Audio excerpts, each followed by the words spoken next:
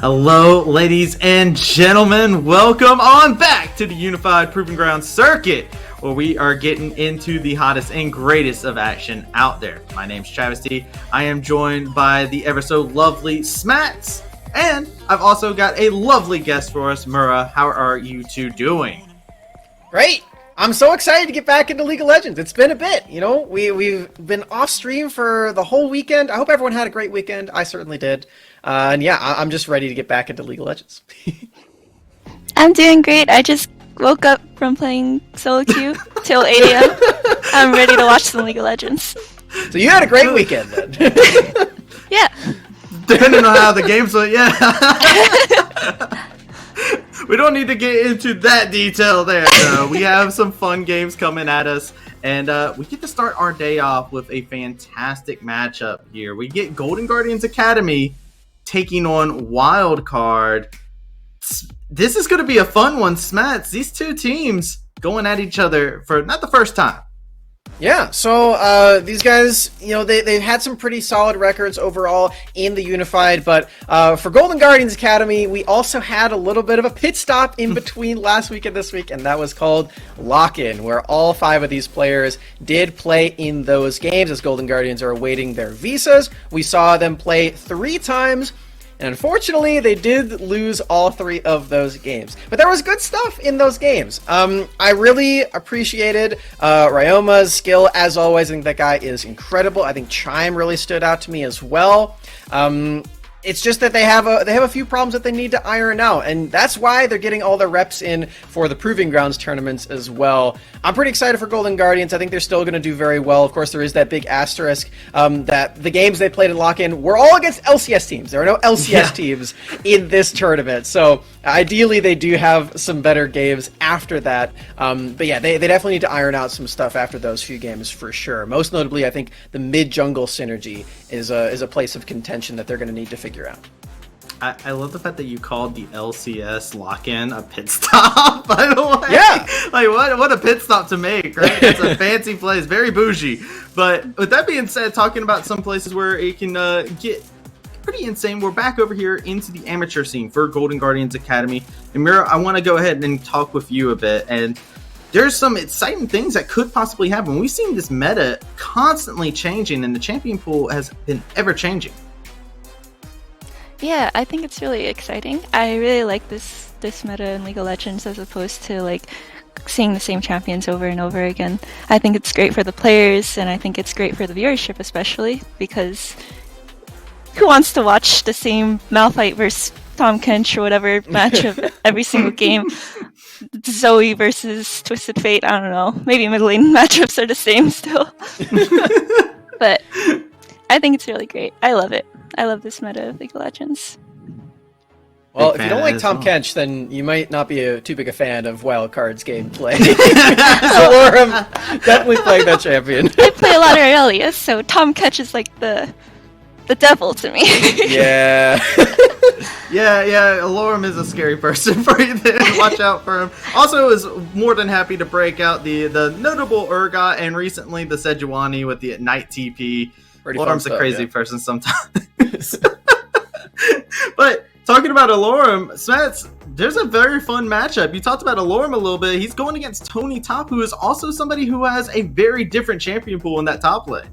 Yeah, I think this matchup's going to be really fun. The tanks versus bruisers and split pushers. Alorum on the tanks and Tony on the split pushers, I think, is really interesting. We saw a lot of times that Tony was punished quite heavily in the games that we saw in Lock-In, and also before that as well. I think Barrick from UC Irvine actually had a really solid set of games against this player as well. So for Tony moving into a matchup against Alorum where he's very stalwart, he's very stable with these tanks up there, the Tom Kench, the Poppy, the Sejuani, like you mentioned, Travesty. It's going to be really hard to break that matchup and actually gain an advantage. So for Tony, this might just have to be a bit of a shift to adjust to the player that he's against today, because we know that Alorum is going to play a tank, or maybe Urgot. We have a pretty good idea right Unlucky. there. Yeah, very unlucky. Unlucky. Yeah, that's the word you say when the Urgot sets his hook in there, for sure. Talking about that, though, flipping over, you talked about how there might need to be some adaptation here. We do have a storied matchup here inside the mid lane. And Mura, I want to ask you, when it comes down to the mid lane as well, we've seen the mid lane kind of settle into a little bit more of a pool. We've seen a lot of Corki coming back in, especially throughout all regions. How are you feeling? A very lovable champion, Corkscrew. So I mained mid lane, and then I switched to top lane, and what I've noticed was mid lane contains a lot of champions where you're just pushing waves back and forth, and whoever gets to push it first is happier. And the teammates usually tend to be happier because they tend to have first move. Or they're just really scaly champions like Victor, Corki, again. So lots of times you're just trying to find that comfortable spot in mid lane and trying to scale or roam, whatever fits your boat. Do whatever your heart pleases. Yeah. So we tend to see a lot of matchups like Twisted Fate, Orianna, the same mages, like Corkscrew, classic. The classic Corkscrew. And talking about a classic here, we do have Ryoma versus Strumpus, which are two mid laners that have had quite a bit here inside of it. We do have a graphics match. Here's the head-to-head. Break this down for me between these two. Yeah, so we're actually seeing the stats that have been pulled definitely favor Ryoma here. He's been looking pretty solid in a lot of their games. For Strumpus, you know, he's playing a lot of the scaling side of it that Mura was just mentioning. His picture is LeBlanc, but he's definitely known for things like the Azir, the Casio, the Ryze, the ones that are going to be scaling up, maybe getting that push priority, but going to be late game beasts. That's sort of what I'm expecting for Strumpus in this matchup. So are these champion specific stats, or this is just like the Oh, this is just them. Yeah, this is just them. This is just them on the Rift. Yeah. So if LeBlanc had lower KP than Victor, there'd definitely be a problem. But I think for Strumpus, I think the champion pool definitely favors him scaling up. And for Ryoma, I think we've seen him be some more on those proactive roamers, like you mentioned, Mura. So we have the different dynamic there head to head in this mid lane. I think for Strumpus, if they can just play calm, cool, collected on the side of Wildcard, then both he and Alorum, I think, are going to have a pretty nice time in this lane.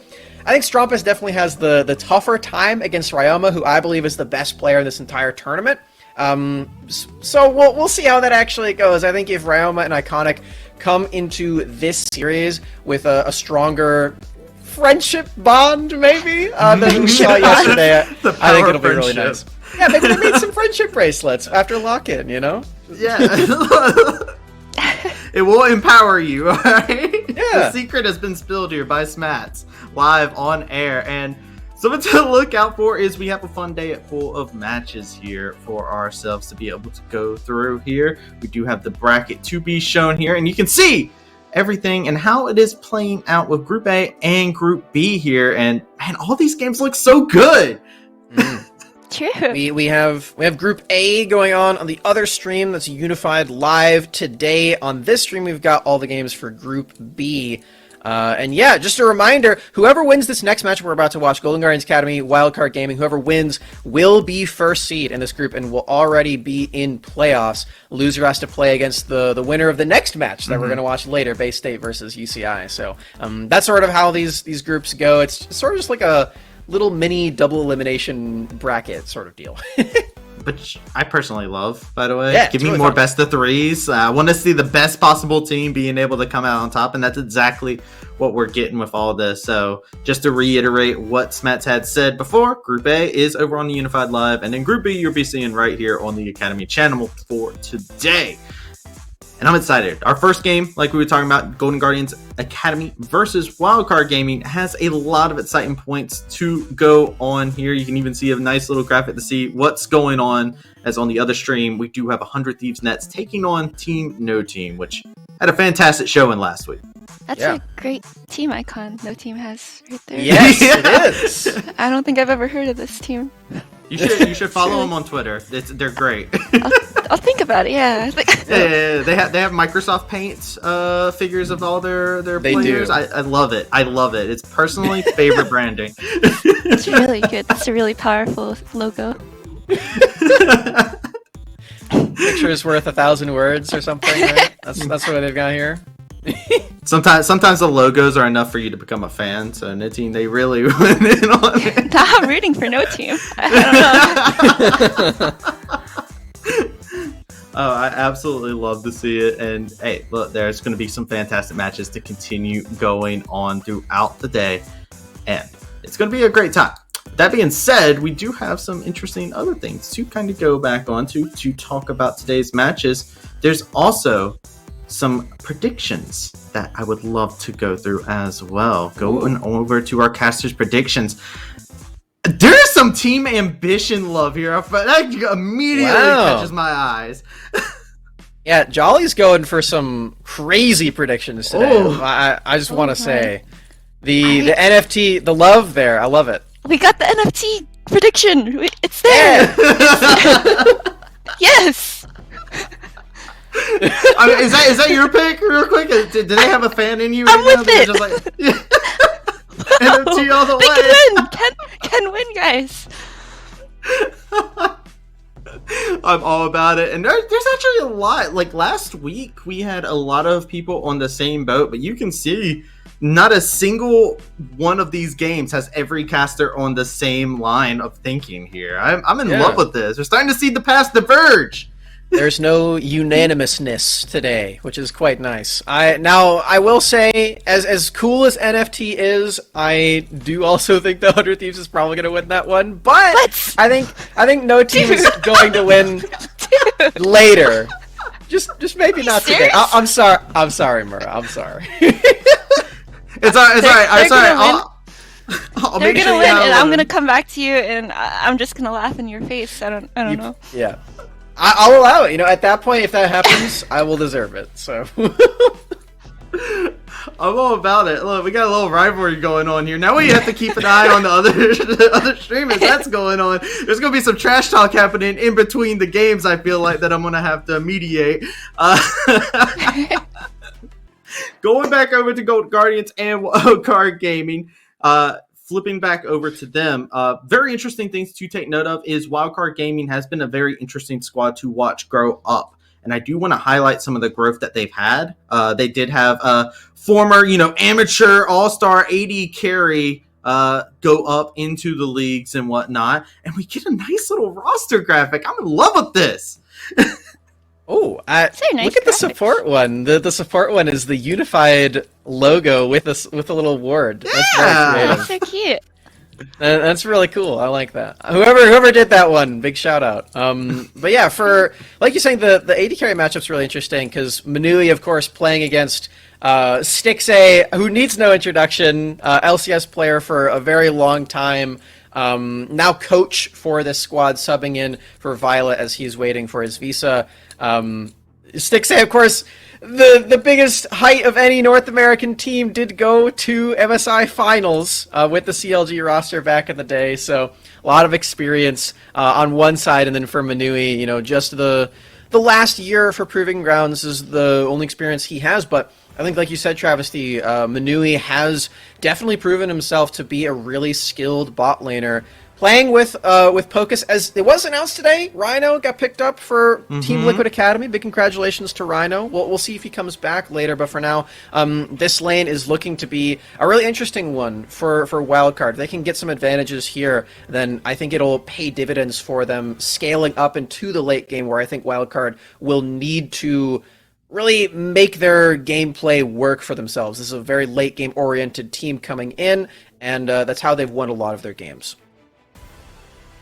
Very excited to see what can happen with it, man. We've seen a lot of prep actually get thrown into the bot lane, especially too, right? Like this is something where we've seen a lot of people picking the Caitlyn Jinx over and over again. We've seen a couple mages every now and again as well. We've seen the Syndra bot lane from Team Ambition. We've seen all these crazy things that have been going on. But it always feels like it goes back to that Caitlyn Jinx eventually. It all boils down to these scaling carries. And I'm very interested. Do you think this is going to be something that's going to be contested yet again here, Smats?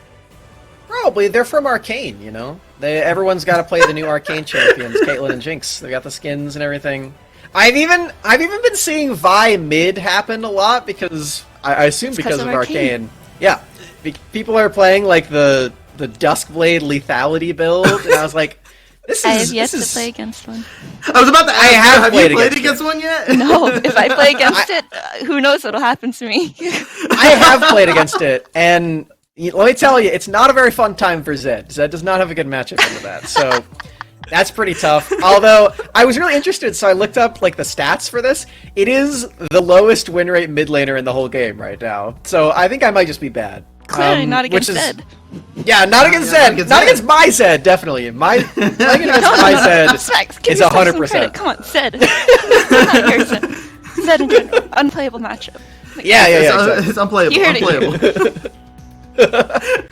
So a lower win rate than your champions that you were talking about last week. You don't want to see any Yasuo, no Yone. Yeah, you got to see a lot of it, so... I've come around a little bit to Yasuo because I really liked the way that a lot of the pro teams around the world were playing with Diana with it. I think the priority on those two champions together is really good. But we didn't see that at all last week here. So if you're not picking Diana, I still don't like Yasuo at all. So maybe try those two champions together. Probably just leave those away and play the mages in mid lane right now, though. I think Yasuo can fit in certain comps, but I think he's a much harder champion to steer compared to really a lot of the other ones, so it's harder to pick up and actually make him work. I agree. I'm with that. Like, you need other champions, right? To actually come together, to act as that glue, to have that Yasuo Wombo combo moment. The dream that you go 0-10 in your solo queue games when you play Yasuo. That's what we all pick Yasuo wanting to achieve. That's true. Looking at it, I really am interested too, because the fact that in the mid lane we do have more of the scaling that is coming in here and kind of going into that role.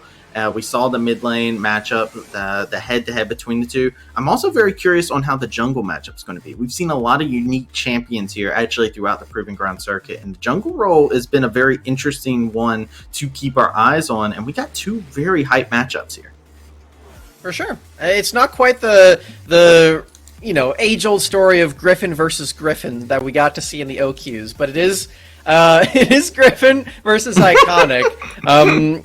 I'm still waiting to see what the repercussions are of young Griffin winning that matchup, by the way. But anyway, I think this matchup is really interesting. Like I said before, Iconic and Ryoma haven't quite impressed me as a duo quite yet. I think they're going to get there eventually, but this is the very beginning of their season, right? They haven't actually played an Academy game yet, funny enough. So if they didn't play in Lock-In or this tournament, their season actually wouldn't have even begun yet. They're one of the only Academy teams that has actually played games so far.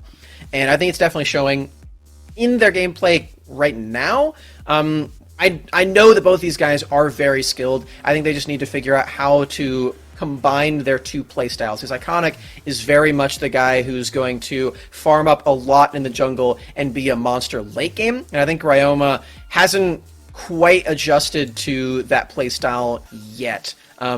So I'm excited to see when it clicks. Maybe it'll click today. That'd be really cool. I'd be down for that. And Mira, I want to throw a point over to you with that talking point there. We're talking about these players kind of coming together and starting to go and build something together with them. You took a part in Game Changers, and I do want to kind of pick your brain in regards to that. How is it like whenever you're first starting up that team? Is it like what you're seeing with the Golden Guardians roster, where they're kind of still trying to pick up the pieces and then you kind of just gel together? It's kind of like picking up sticks and stones and kind of making a macaroni project, whatever. It's interesting to remember what I learned back in Game Changers, especially with all the coaches that I worked with, and see concepts that I learned being applied to actual games, and seeing things like crashing waves and recognizing like when to dive a champion minutes before it even happens.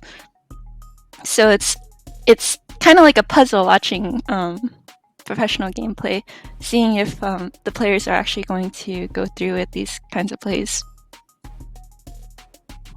Start to get to see the setup, the waves crashing in. You look over at the minimap and you just start hearing the Jaws music. You see the jungler in the tri-bush and you're like, I know what's about to happen. I've seen this before. That being said, I mean, it's going to be great to be able to see what these two teams have going in store. GG did drop one game also, by the way, in last week's matches, and I do want to go ahead and talk about that. They did drop a game to UCI, and I feel like if we go off into our game without mentioning that, it would be a huge thing to not go into. We have a graphic here showing how last week played out. Right. So for Golden Guardians, like you said, it's really important to look at that matchup against UCI, and specifically the game that they did lose. And I think a lot of that was off the back of their of UCI's solo laners really exploiting their pressure and then transitioning that into some mid-game leads, getting a lot of objectives out of that. I think that's something the Golden Guardians need to really pay attention to, because I mean, this is a team that's expecting to be competitive at Lock-In and Academy, and trying to win this entire tournament. No disrespect to UCI, but they're shooting a little higher than that. So the fact that they were humbled in that way is a really big step for them. They're going to need to figure out ways to avoid this. I think a lot of that is going to come down to Tony and Ryoma getting on the same page in terms of lane. It's going to be a little different for them. Like I said, Ryoma needs to coordinate with Iconic a bit better, and Tony, I think, needs to figure out how to stay afloat in these lane matchups. Especially today, it's going to mean the world, because we know that Alorum is going to play weak side most likely. So if Tony can get these advantages, and Iconic can use his huge, vast knowledge of playing around top lane after playing with Niles for so many years, and use that to Tony Top's playstyle, I think that's going to be a really good way for them to win. It's going to be harder on blue side, so I think Golden Guardians really do need to make sure they are on red as much as possible, so they get counterpick for Tony Top. That's going to be really important. But on blue side, it's still something they have to think about, and something that they can prepare for in the top lane against Alorum. And to take note of that too, I believe that Golden Guardians did end up taking blue side as well. So right. they're going against they're going against the off-roading it. I as soon as you said that, I was just like, hold on, let me just double check, because I was like, wait, did they switch it? But no, they are taking blue side inside of game number 1. So Golden Guardians Academy, they're looking to test the waters right off the beginning of the series, and I really enjoy that, to see them looking to go for it, because red side was super favored. I feel like we saw a lot of red side dubs and a lot of great drafts from red side. And remember, I do want to go ahead and throw it over to you on this one. You're looking at this matchup, coming into it, watching it live. Is there a particular way that you would like to see anybody play for this, especially when we're talking about these scaling mids and these tops that have these unique champion pools? Is there something that you look at when you come in here and you hear those words and you're like, all right, this is what we want to see? Wait, this is for me? Yeah. Okay. Sorry. So there's something to think about with team composition, especially with draft. There's this idea where even with a Tahm Kench versus Malphite matchup, even if you're not doing anything in the lane proactively against each other, whoever's team comp they fit better in will outscale the other one. So it's not really champion specific, it's with team comp specific. So let's say Tahm Kench has a full 80 short range comp against Malphite Top. Malphite Top looks like God right now. He's gonna ruin your life later. You better get I almost cursed. I don't know if I'm allowed to curse. Hey, we can understand how impassionate Tahm Kench makes you feel. But same thing goes for like any other champions, even with junglers, mid lane, AD carry, support. We could apply this idea to other roles as well. right, I love to see it. Not the PTSD that came out there, but I have nothing against Tom Kench. You heard it here. Mura has beef with Kench, the River King. I love Alorum's Trample. Alorum's a great guy. I've known him since season 3. I remember playing with him in my solo queue games in season 4. Yes. With that being said, ladies and gentlemen, we do want to go ahead and preach the proactivity over onto the Twitter here. Make sure you go over to Twitter and tweet out "We are unified," and your tweet could show up on the Academy stream and make things ever so fantastic here. Be sure to put out everything. Tell us about your best Tom Kench experience, for example. That would be great to highlight on the stream. Guys. Dude. With that being said, I believe that we are getting ready to get into our game here. So, with that being said, I'm going to send it over to our ever so fabulous casters, Dia and Rudude, to take it on away. Thank you so much, Travis, Max, and Mora, for a very entertaining desk, because we had a while to set up for Golden Guardians Academy versus Wildcard, but now it's only seconds away from happening. We got that draft coming up real soon, Rudude, and I think our desk has done an excellent job of sort of highlighting the places where both rosters could falter, and we're very, very focused, oddly enough, on that late game. Exactly. Both of these teams, from what we've seen, tend to be a little bit more stagnant in the early stages, and both Golden Guardians and Wildcard alike tend to have these late game powerhouse team fights where either side really can scale up into oblivion and take those fights by storm. Strompist in the mid lane for Wildcard, certainly a powerful presence in those late game team fights, and similarly Stixxay and Ryoma alike can both be those late game carry sources with the experience that they bring, obviously having played in LCS previously, to really be a source of threat as they go into those late game team fights. And our question marks are surrounding the early game, and who is going to start the game out strong, who's going to be able to take those leads, because I think that that's a crucial way for Wildcard to find what would be ultimately an upset victory here up against the Academy squad. Yeah, and the building blocks certainly are there, especially when I think about the mid lane. Strompest really wowed me with his Veigar last week, and for the most part, I think that I'm comfortable saying that Strompest on immobile mages is the way to go for Wildcard.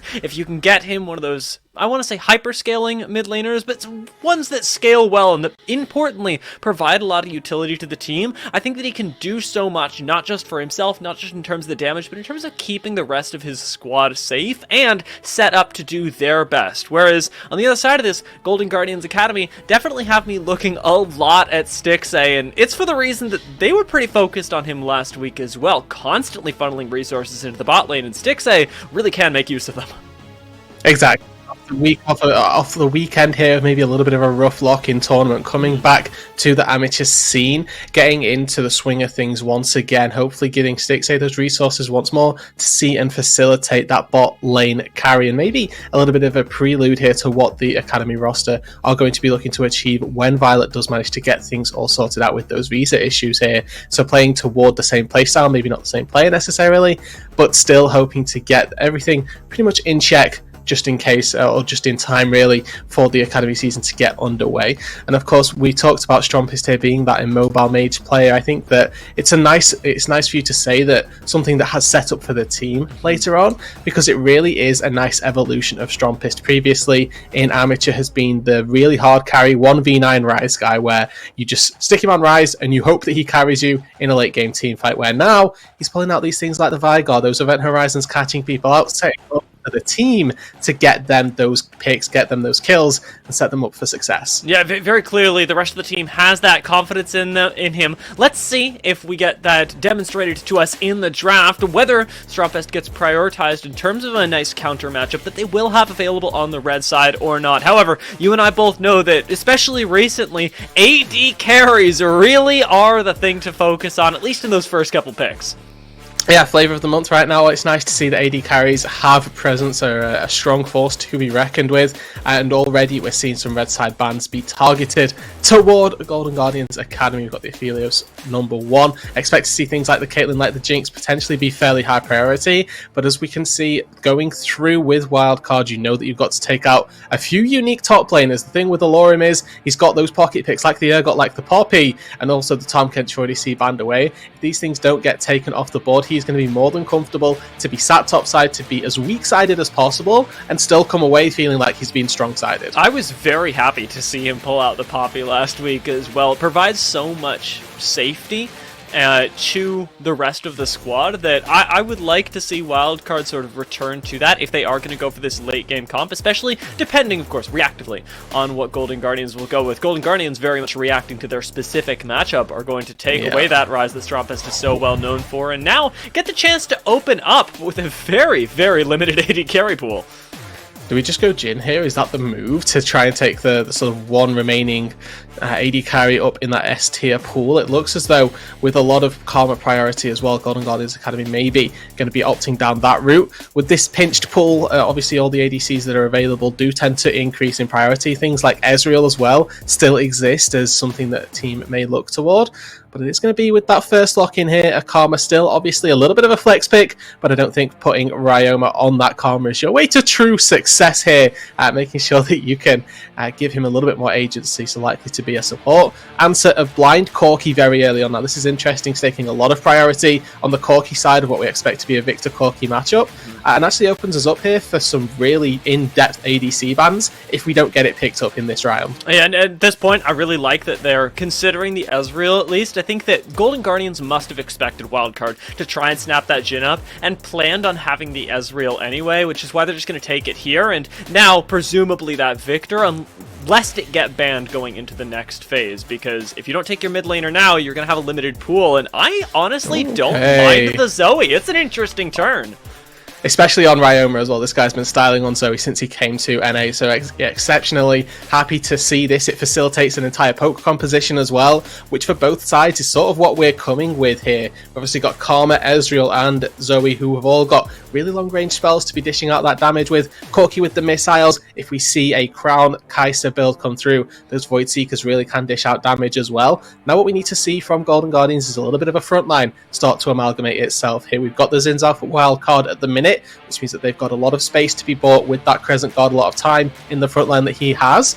Now we get to win and see what the rest of Wildcard can go for. Immediate J-Span to get rid of the remainder of that poke. That trifecta from all three lanes has been taken out immediately. Pain it would be, and I like the Jarvan takeaway as well, especially because it would be nice to trade the Zins out for the Jarvan. We've seen it quite a bit. Something that I'm noticing with Wildcard's composition, since they got the Zins out and the Kai'Sa as well, is that they've also got the opportunity to pivot this a little bit more into a hard engage style of composition. They've got the top lane pick and the support pick available to really double down on that, and there's a chance that they look at Golden Guardian's poke composition and go, well, we're going to get in your face, so what are you going to do about it? Let's find out if that happens here. Exactly, and with Mantra E so far, pretty much the only source of disengage for Golden Guardians, that hard engage style is certainly something available. We've got things like Leona still open to us, Thresh even as well, the Rakan, a great pick as well, pairs nicely with the Kai'Sa, a couple of plasma stacks built in that duo. So again, as you mentioned here, dear, that engage composition certainly something to go that they can double down with, and they've also got counter pick for Alorim on this top side here, so can keep himself exceptionally safe in that top lane with whichever pick he so desires. And Wildcard so far got themselves a nice run of the draft. Have to wait and see what Golden Guardians look to round out their composition with, remember, just missing out on that top and jungle. Okay, so we got a jungler picked up here, or at least we can imagine, with the Viego. I'm kind of thinking Gragas, mainly because of the disengage and the tankiness that he brings, but it seems like Golden Guardians may have other plans. They're thinking about just going into this, saying, yeah, well, you want to fight us? I suppose that we will do exactly the same thing. A Camille, another interesting pivot, although it doesn't necessarily change the way that Golden Guardians want to fight. It does give them a little bit more consistency inside of the 5v5. really strong skirmish orientated composition from Golden Guardians right now. Early on, Viego getting those resets pre-level 6, right, we're being able to roam up through use those bubbles through walls, through the terrain.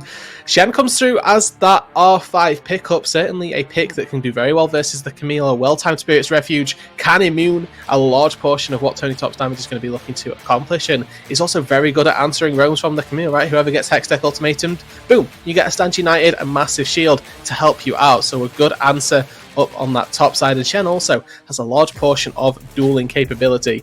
The engage potential from Wildcard here certainly going to be very present. You're using Rakan as your primary source of engage, and what we love to see when you see Shen picked up is that proactive use of the Stand United as well, not using it as a reactive measure, using it, maybe putting it on Pokus here to get those engages, give him a little bit more health in the front line, or even Griffin to the same extent here. Get that engage, knock somebody up, and then sticks a Ryoma. They need to be incredibly careful of their positioning, because it's not just the knock-up they need to be careful for, it's a Shen spawning in and getting that instant taunt. I mean, I will tell you, if there's one person that I trust with positioning, it is definitely Stixay, based on last week, but the danger is there, and it'll be something that we keep our eyes on for these very squishy and high damage poke dealers that Golden Guardians have. Wildcard, with the variety of ways that they have to get on top of them, do have to be worried themselves because of this Viego that you're going to be running through. It may not be the tanky front line that I was expecting from Golden Guardians, but it is more of a meat grinder front line than anything. If you try and ignore Viego and Camille and go through them into the back line, you can and will die,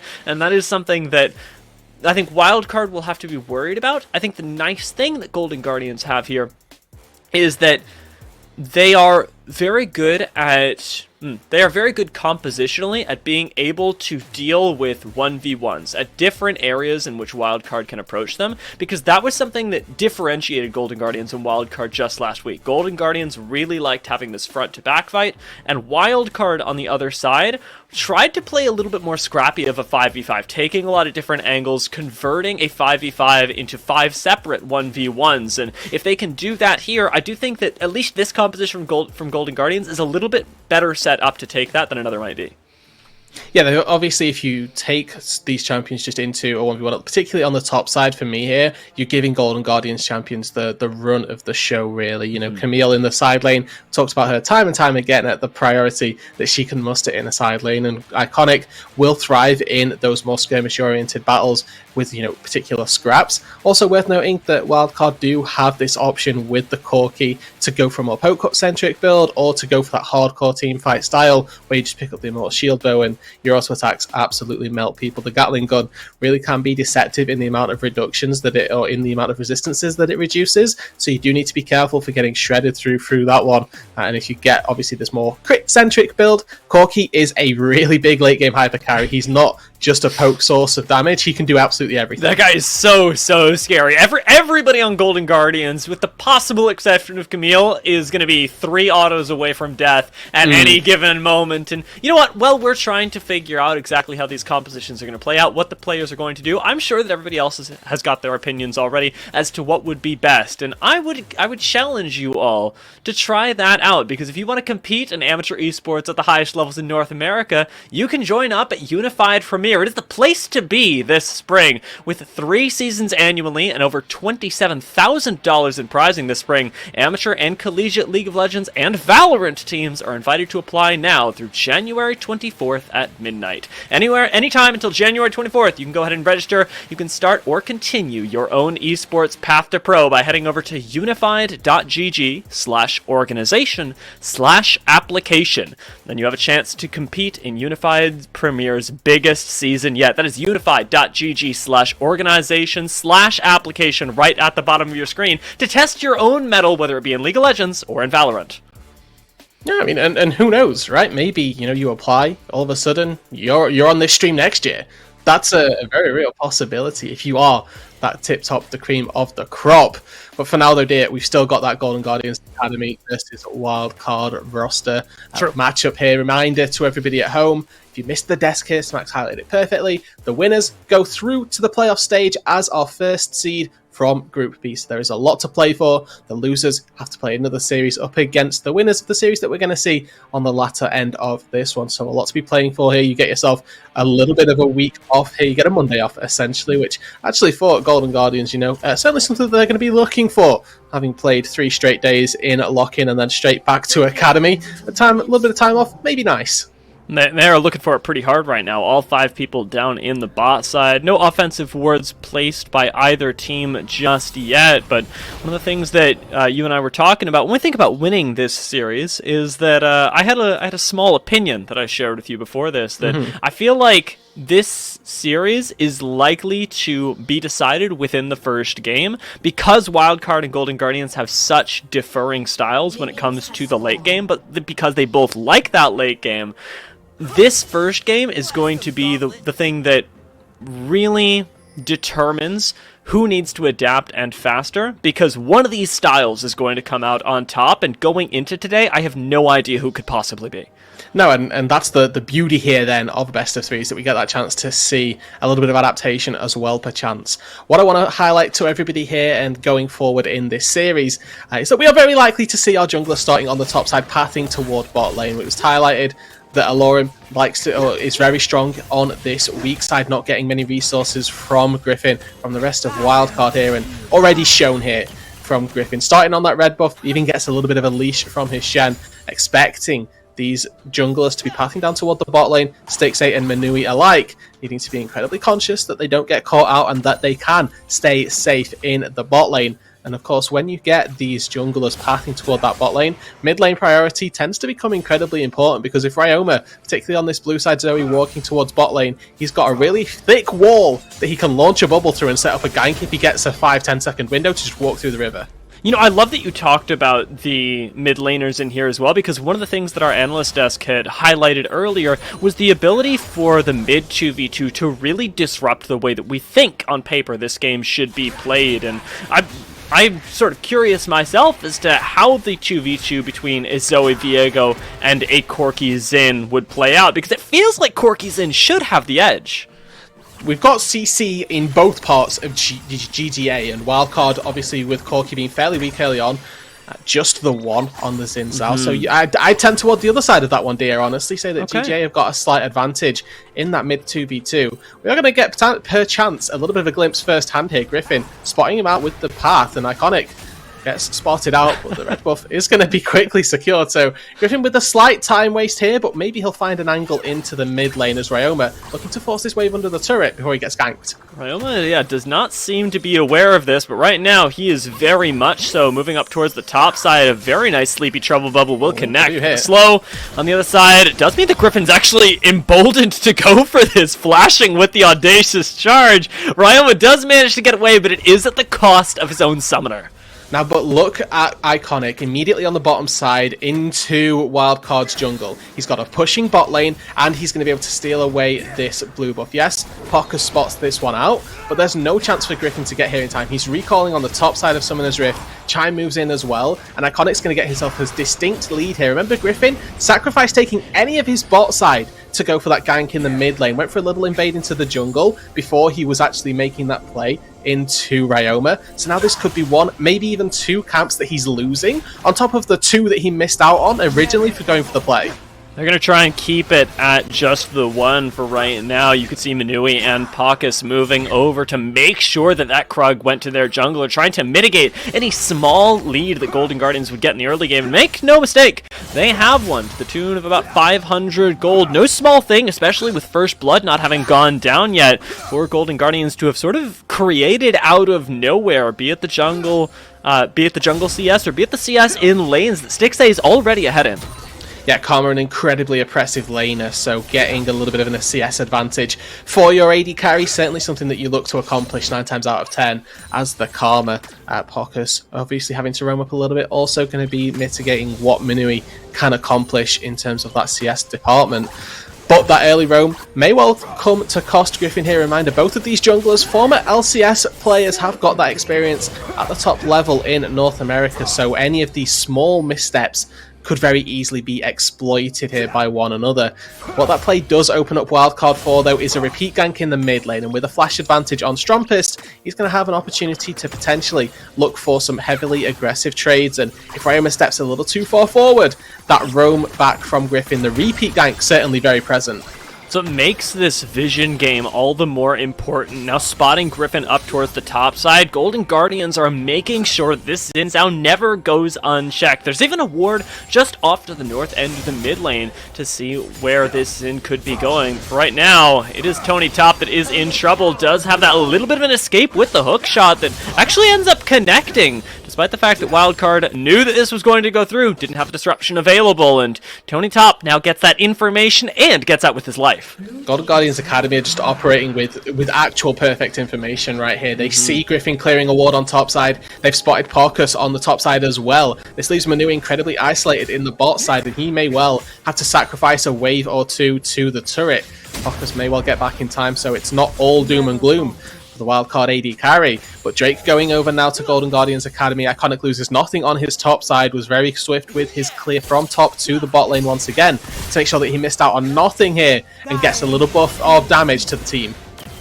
You know, this is really, really nice, and it is just a free advantage that goes over to Golden Guardians. It is slow, but it is importantly steady, the rate at which they are constantly putting pressure on and getting these small little rewards from Wildcard Gaming. It's the thing that is going to set up, if this continues, Golden Guardians Academy for a much accelerated late game, just because of these little bits of gold that keep funneling in. Over time, it'll turn into an item. And what we highlighted coming into this series, remember, Dia, is that both of these teams love to take their late game team fights, and with these slow pace early games, it's to nobody's surprise that we're seeing, you know, no first blood 7 minutes in, and it's why we're drawing such an emphasis on these slight jungle advantages that Iconic has been pulling, because that's pretty much all the advantages that there have been so far in this game. It's incredibly important to highlight those because they could well be the difference maker as we get into these mid-game team fights. Obviously, with no Dragon up for a few more minutes, the likelihood is that Rift Herald is going to be that next objective that, if we were to see a contest, it will be around. And you have to look toward potential bot lane roams as well if we look to see Styx 8 or Chime take a reset fairly early on. Trusop Barrage was just expended, so the chance that Golden Guardians are looking to force this wave under the turret, find a base, and move their way right back up to this top side to try and battle for that Rift Herald spawning in just 10 seconds. It seems like Paucus is mirroring them, but it is 1 recall for the price of 2, so Golden Guardians should have a numbers advantage. There's a chance, and I say a small one, this actually ends up being very worth it for Manui as well, if he can push this wave in, but it seems like that is not the call by anybody. All 5 members of both teams are heading up towards the top side, and we're going to see how this battle ends up going, if it even happens, as Iconic has already started the Rift Herald, and it may very well be that by the time Wildcard arrive, it could be too late. Package for Strumpist. Minui may be a little bit delayed here, but you can see Tony Top wanted to go to bot lane. He's going to come right back up to this top side.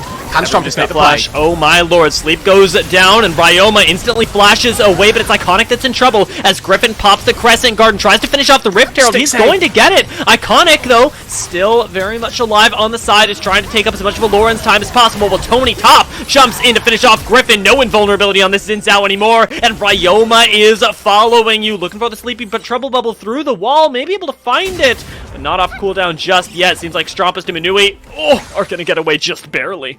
Yeah, nice Mystic Shot actually steals away the Herald. The Mystic Shot hitting the eye and getting about 1,000 damage out. No way. Collects the Herald, and it's Chime that gets it on himself. 1 for 1 in the fight, but ultimately Golden Guardians are going to be very happy with that. The package was their form of engage. You can have a look at it here as they're sort of teasing it up here. Golden Guardians were on vision for the most part of this. And Strumpist starts out using his face, that Stand United again, proactive play. But this is the engage, it doesn't particularly do anything. And yes, Iconic gets a little bit caught out, flashes to safety, and it is Aloran that's barely able to finish him off, I believe, up on this top side. But either way, with the steal coming through, yeah, there we go, Aloran finishes it off. It is that Herald that goes the way of Golden Guardians, and flashes forced off both of the carries from Wildcard is going to create a very scary 5 minutes time, during which that next Drake will respawn. Ultimately, the 1 for 1 small gold advantage, of course, going over to Wildcard, but as you talked about, the Rift Herald is the real prize. It's why we were all there in the first place, and with Chime still holding on to that, It is going to be Golden Guardians that retain the advantage of being able to crack that first tower. However, Tony top, perhaps under some threat that he doesn't quite know about just yet, will spot Griffin walking in and actually take a small little skirmish with him, knowing now that 3 members toward this bot side put the threat back on Golden Guardians, that they could lose some gold in the form of these bricks. Yeah, and could potentially lose Tony as well if he's too stubborn. Looks like he is, as he gets engaged on right underneath the tower, does get a small shield and might just get out to safety as the last little bit connects and in goes the audacious charge. It will be Tony that ends up falling as the tower up in the top side falls, and as does Alorum. Iconic getting a nice reset and dash away underneath the tower. Manages to stay alive, continuing Shelly onwards to get a second charge on the tier 2 before Golden Guardians have even lost their bot side turret. Yeah, it's a 1-for-1 in terms of kills. Both top laners sticking around just a little too long, but importantly, Golden Guardians with that Rift Herald, with that steal from the earlier fight, are able to make the most of the objectives. They get 2 turrets in the top lane in exchange for 0 that have gone down in this bot side. Tony's going to be able to respawn, walk back to bot lane and defend it once again. All 4 wildcards to collect themselves 1 Chemtech Dragon, which is going to be of little consequence to Golden Guardians with the massive gold influx that they have just got from those 2 turrets. They're going to put Stixay and Chime back down into that bot lane. There is still 2.5 minutes before plates fall, dear. They're going to be more than happy to try and take some of those off the board as well. And already you can sort of tell Golden Guardians starting to amount themselves a little bit of an advantage coming through with that Stixay Ezreal. I tell you what, Rudude, a shiver just went down my spine as well, because we have got the scariest soul on the Rift coming up. Chemtech is absolutely terrifying to play with, not just because of the irritating way that it affects vision inside the jungle, the high tax that it puts on being able to maintain such exclusivity, but also because of the soul that comes with it. Once you collect those dragons, if you manage to, either Golden Guardians or Wildcard could end up with a pseudo second life, and inside these team fights that both teams like to opt into in the late game, that is going to be a very highly prized thing. We'll keep our eyes on how that plays out. Nice Sleepy Trouble bubble landing. Shouldn't do that too much though. Okay, True Shot Barrage does do a fair portion of Pocus' HP. Of course, the beauty of Rakan is that you tend to still be able to find those engages, get in, get out fairly safely. But you can see, right, Stixay and Chime, they've got the poke of Ezreal Karma. They are more than capable at outranging this bot lane from Wildcard and getting these turrets chipped away at. And, you know, with that supercharge forward, sort of giving up a little bit of the game. Griffin is nearby, but there's a control ward immediately there, and Iconic. Iconic sees this. Iconic is ready. Pocus and Griffin now actually the ones that are really not going to have a good time. And as Griffin commits forward, it's actually going to be the support Shine that ends up going down. It's Alorum, that guy you can never count out of a fight, ends up showing up. Now on the Shen this game, it is something that I don't think Golden Guardians were quite ready for. There we go. Proactive Stand United once again incredibly happy with the usages from Wildcard so far this game. 2-3 in kill score. True Shot Barrage is going to be a little bit obnoxious here from Stixay. But again, they're losing a kill onto the support and getting a kill onto the tank top laner. All told for Golden Guardians, it's not the worst case scenario. Obviously, still a trade positive for Wildcard in the long run. But in terms of where the kills have gone, not too shabby, and Stixay, most importantly, is still able to collect farm under the turret, get those plates in without too much discrepancy between him and Manui, sort of falling away here. Already 2 items on this Ezreal. The beauty of the carry down on the bot side is that your item build path, incredibly cheap relative to other ADCs. Manui on this Kai'Sa actually has a similar sort of presence, but you can see with many fewer plates in his back pocket, he's feeling much worse for wearing that gold department.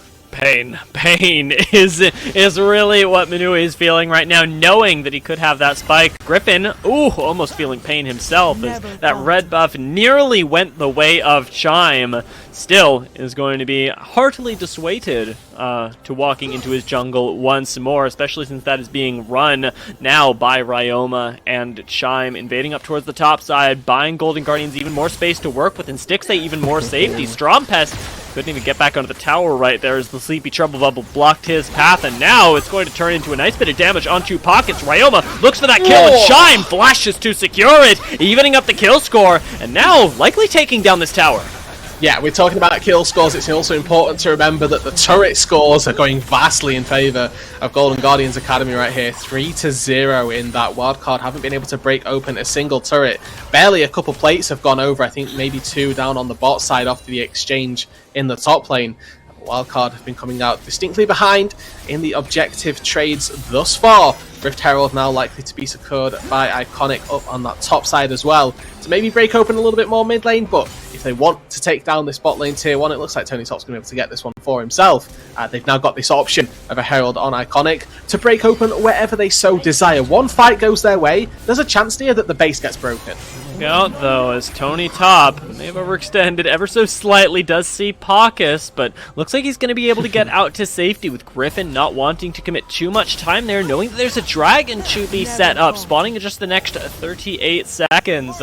Wards are going to go down, allowing Paucus the chance to set up his team for success and hopefully get a reset or a scan off for that little bit of vision advantage, since Golden Guardians are coming in with plenty of wards to lay down and plenty of time to siege Wildcard Gaming out of the river.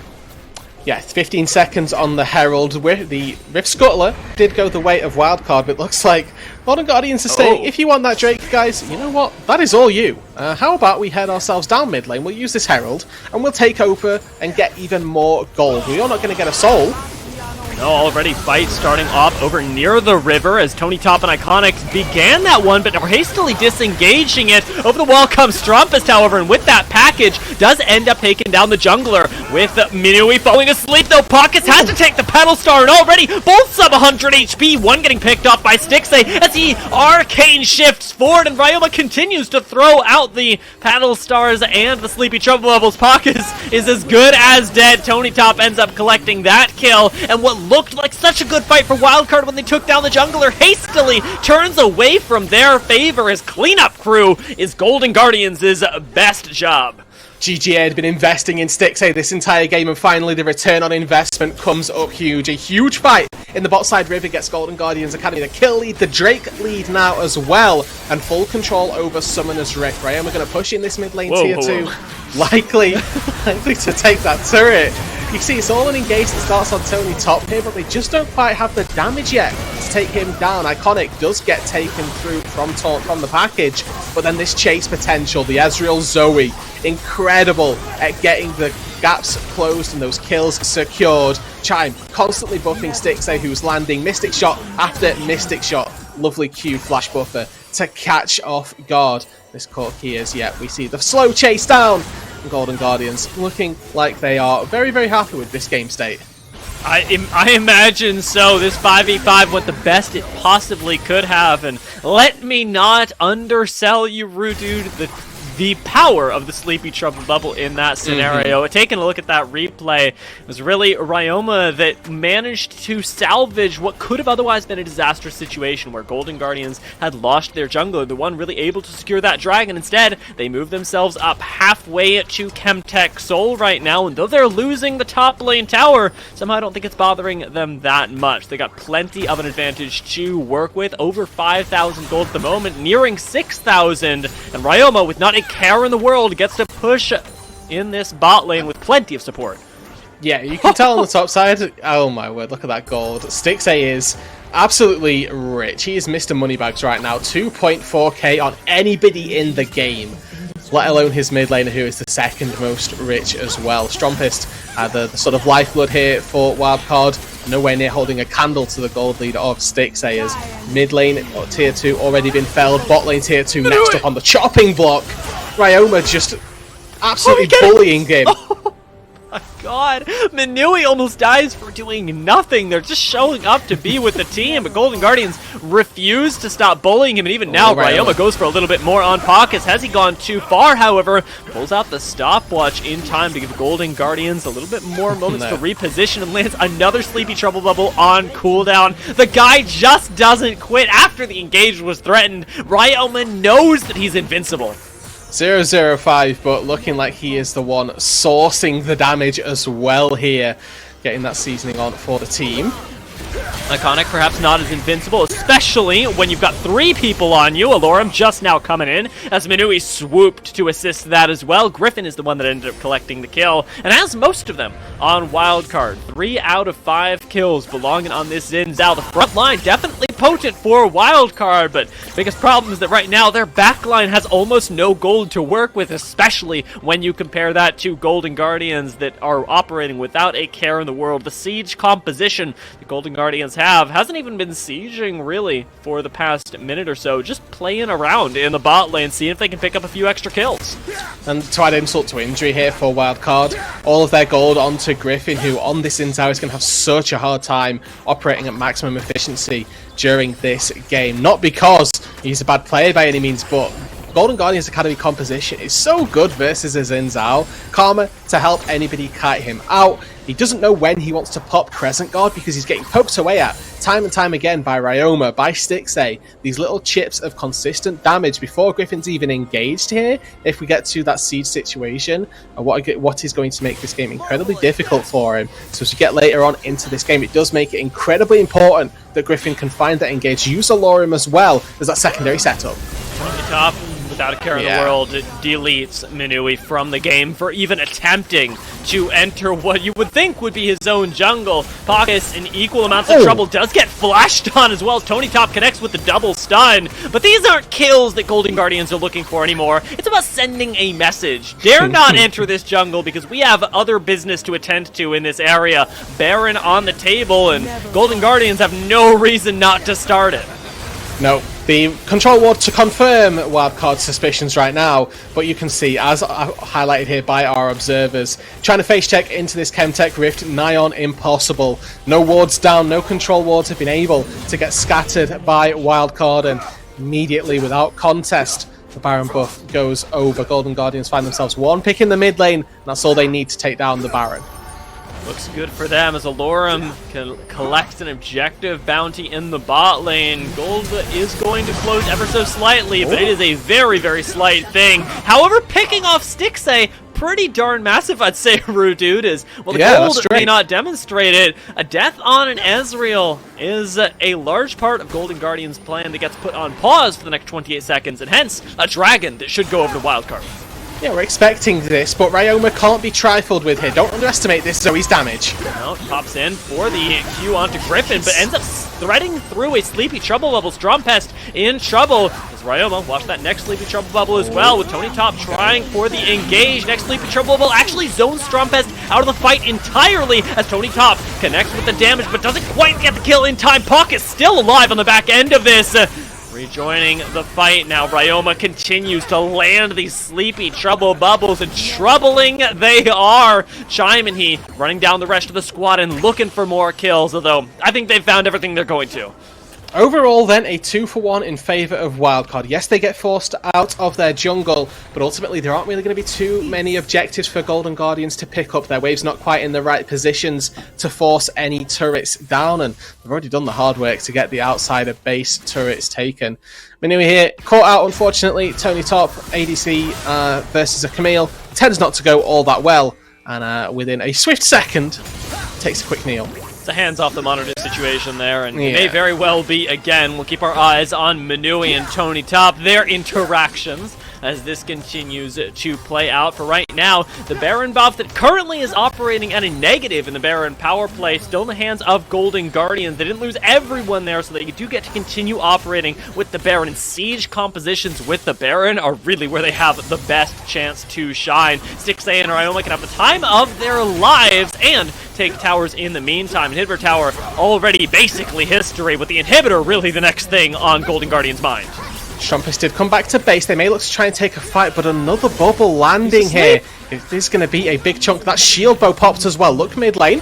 Griffin and Pockets engaging on top of Tony Top, but killing this Camille, very, very difficult, and exhausted all the more so. However, as Griffin finds a Ryoma and then goes golden, there's a chance that this Xin Zhao actually gets to survive, and while he flashes away, he's going to get to Minui, thinking about jumping onto Ryoma in the backline. Now finally gets the chance to, but he gets put to sleep instantly and taken down. Golden Guardians, they're just too aware of what Wildcard can do, and though they lose Tony, they end up getting that bot lane inhibitor and getting out in an even trade. Dashing through a sleep here, I believe, Minui, not being able to get that assassination onto too many targets. Yes, Tony top falls, and overall for Wildcard, it has to be said, not the worst thing. Objective bounties being up here if they're collecting those kills onto players as well. They're going to be getting a little bit more gold in their pocket, but importantly, with a takedown of the bot lane inhibitor, with the Baron spawning in 2 minutes and 30 here, that is going to overlap with your Baron respawn timer. Inhibitors lasting for about 5 minutes means that about 2 minutes left on the inhib respawn, there is going to be ever-present forces pushing into that bot lane. We now get another recap of that fight, but you can see so swift with the Shurelias. Golden Guardians can just make their way over to this fight in the mid lane. Griffin pops Stasis Spirits. Refuge keeps him a little bit nice and a little bit alive here. Unfortunately, getting this kill onto Tony successfully, but straight into the sleep, straight into the backline. It is Minui who falls, the 1-for-1 overall, and Golden Guardians with that base take are going to be coming out on top for this fight. Had he not been slept, there's actually a dream there. Health bars are pretty low on Golden Guardians, but huge props to Alorum and Griffin for starting that fight off and continuing it as well as they could. Did end up netting them at least a little bit more time to breathe. As Golden Guardians, however, get to return the Rift. Now Baronless, they still have plenty of gold and plenty of confidence to work with, especially with Ryoma throwing out these skill shots constantly. Inhibitor Tower already at half health, and engage is very, very difficult for Wildcard at this point. Griffin still needs to start these fights with his face, and Alorum, honestly, is having a difficult time accessing any sort of backline to disrupt the Ezreal Zoe. It really does need to be front to back, and Wildcard simply don't have the damage yet. Yeah, I mean, Griffin has been forced to use Crescent Guard twice defensively now off of Bubbles hitting. He can't be the front line for the team, and it is opening up Golden Guardians to literally hit it without Baron right now. There's a little bit of health left on this mid inhibitor turret. One more wave, and you imagine Golden Guardians will be able to brute force this here. Pocus may well also need to try and step up, find that engage. Has got the flash ready. Keep your eyes on Stixxay and Ryoma. They're the two priority targets for the Golden Guardian squad to get taken down. Cleanse on Ryoma as well right now. That flash spell book not available. Minui able to be jumped on, or rather Stixxay able to be jumped on by Minui. Doesn't go exactly as I think Wildcard would hope. Instead, with their inhibitor falling, does feel like Golden Guardians are just choking them out here, keeping minion waves from ever crossing the tier 2 tower line in either lane, any of the 3 lanes even. Well, Tony Top does get engaged on. He's going to try and disengage, even flashing to make sure that he stays alive, and a lot gets burned from Wildcard, ultimately not to get anything. Golden Guardians now having the chance to reset, go get their way back to Baron, and pick up a Chemtech Dragon on the way. Putting themselves at Soul Point is likely the best way this could have gone for them. As we're approaching this 30-minute mark, I think that Wildcard have to worry about making it there. Unsuccessful attempt at taking down the inhibitor, but Golden Guardians, they take so much gold from Wildcard Gaming, forcing jungle camp after jungle camp as well to be missed. I think that the respawn's just now coming through at fortunate timing, really, for them. Iconic searching for an engage. They want Minui so bad, forcing the flash even, as the sleepy Strumble bubble would herald his death. Minui gets to survive, and that is just about it, as even resting in his own jungle would certainly have spelled his doom. Ryoma continues to fish, and Iconic just continues to zone everybody out with this camouflage that he's constantly throwing down the Harrowed Path, really putting in a lot of work here. Golden Guardians return to running this top side, and the last time they did this, it was because of Baron. This time, it's also because of Baron. Weird that the big neutral objective wins. Griffin starting a fight. Griffin going to sleep. Aloran has shown up, however, and Pockets could throw a wrench in things as Tony Top zones out 2-3 members. He's going to use his own ultimate to go invulnerable for a hot second, buying just enough time for Golden Guardians to continue the push forward. The front to back of this team is just disgusting, and left with only 2 members underneath the tower. Make it 1. Strumpest, the last bastion of Wildcard, may just go down here in the very first game, being jumped on by the Heartbreaker and finished off by Ryoma. As it starts, so will it end. Golden Guardians turning this into a big victory. Yep, 2 inhibitors for their prize. It'll be the Nexus as well, securing themselves game number 1 in this series off a really clutch fight in the topside jungle. Hawke's going to respawn, just isn't in time. Golden Guardians made this swift A 29-minute game for them. Surprisingly short, and for Wildcard, it really never felt like they hit that late game that they were hoping for. Maybe next time, Rudude. Maybe next time. Well, let's hope so here. Hoping for that 3-game series, but Wildcard calm, controlled in their approach to this game from the start onwards. Never really looked like they were too far behind. I think the gold lead will have been in their favour. I'll give it 99% of this game. They were controlled in their approach, and with that Zoe pickup for Ryoma, we questioned we didn't really question, knew it was going to be very powerful, but it's against the status quo of the meta. Here, it wasn't the victor as anticipated, but Ryoma certainly showed why he didn't need it. Yeah, one of the things that really wowed me about this game from Golden Guardians is that while their draft was good and they managed to play to it towards the later stages of the game, the beginning part of the game where they started accruing these small advantages was purely based on fundamentals, tossing this all the way back to the jungle tracking that they had on Griffin. They sniffed out Wildcard's way to actually get things going in their favor and just said, all right, well, if we can see you, if we're operating on full information, surely it can't happen. They ended up getting a few jungle camps of their own, starting to snowball that into the lanes, and it looked really amazing. It really did. Certainly impressed by the Golden Guardians Academy squad here. Bouncing back from their rough weekend. 0-1 up. Still another game to go. Still another win on the books that they need to collect themselves to buy themselves that first seed in the group. Well, before we jump into that, I want to hear what our analyst desk has to say. They had some big brain thoughts before the game, and let's find out what they have to say after, of course, we take a short break.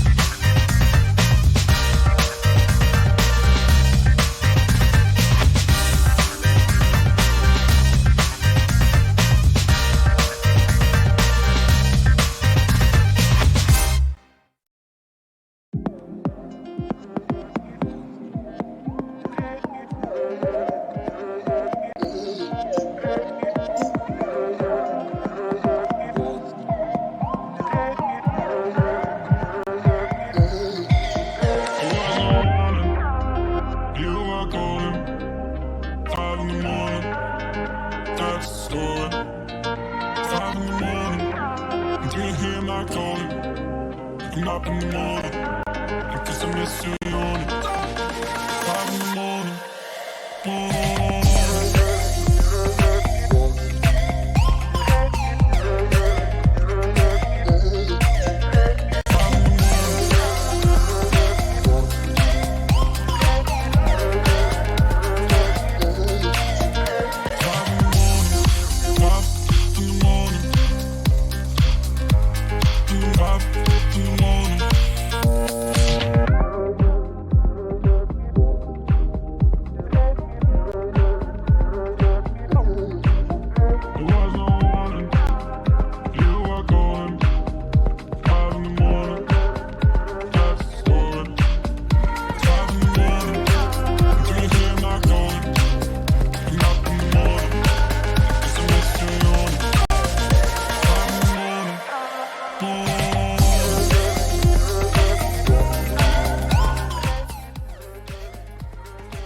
Hello, ladies and gentlemen. Welcome back to the desk here on the Unified Proving Ground Circuit. My name is Travis C. I'm joined here with Smats and Mura. And Mura, Smats, we just got done watching game number 1 between GG Academy and Wildcard, and things started going in the favor of Golden Guardians Academy pretty fast there. Yeah. LCS lock-in is just a boot camp for the real tournament, which is right now, right? This is where the results really matter for them. This is the important one. I like your storyline. It's more. It's becoming less of a pit stop. It's actually going farther away from the pit stop now. Yeah. LCS teams, just good practice. Just good practice for the real competition for them. Real copium conversation.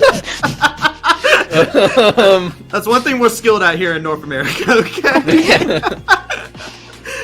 But I do want to go ahead and turn around and look at some of the replays that we do have in regards to what ended up happening to make that go in favor of Golden Guardians. And there was one moment in particular that started us going, oh no, over here on the desk with our first replay that we have about some unfortunate stuff that happened at the Rift Herald.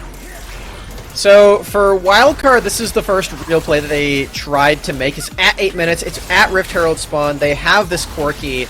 Honestly, it's really surprising the Golden Guardians are even trying to get Rift Herald against a Corki team.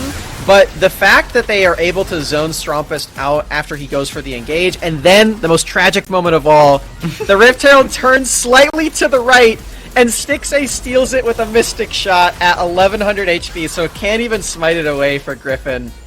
Really tragic for them. They try to combat this Rift Herald with the Scorky. It should be winning for them at this stage of the game. That is just way too broken. But they don't end up getting it. It's stolen away from them. And this is where things really start to panic because their team composition is pretty built around early game for the most part, especially their bottom lane, which they did bring up for this play. Yeah. And speaking of things that were tragic, we did have some mourning that happened over here from Mura. As we go into our second replay, there was some unfortunate things that happened as the game continued on forward. Off the back of that Rift Herald, Mura, if you would. Well, yes, I play a lot of top lane. My brothers, I see them walking up to this car crash. Oh no. The trauma is coming right back at you. Tony is unhappy right now, and if we take a look at the top lane, Alarm, brother, Also it's unhappy. okay. Play safe top. It's fine, Kopi. Can win, guys. It's like you just want they're seeing these juicy waves hitting the towers. It's like, yes, I can get it, I can do it, and then Can't help yourself sometimes. Can't blame them. But things continue to go on to this trajectory after the top laners got a little bit of a unfortunate greed equals feed moment, and then they switch things around, and Golden Guardians, they turn things up a tempo yet again. We have another replay here. Smats, GG, they were looking to say GG's in chat off at the back of this fight. Yeah, unfortunately, it does feel like Wildcard ended up having a little bit more copium than the Golden Guardians. It's like a meshing system.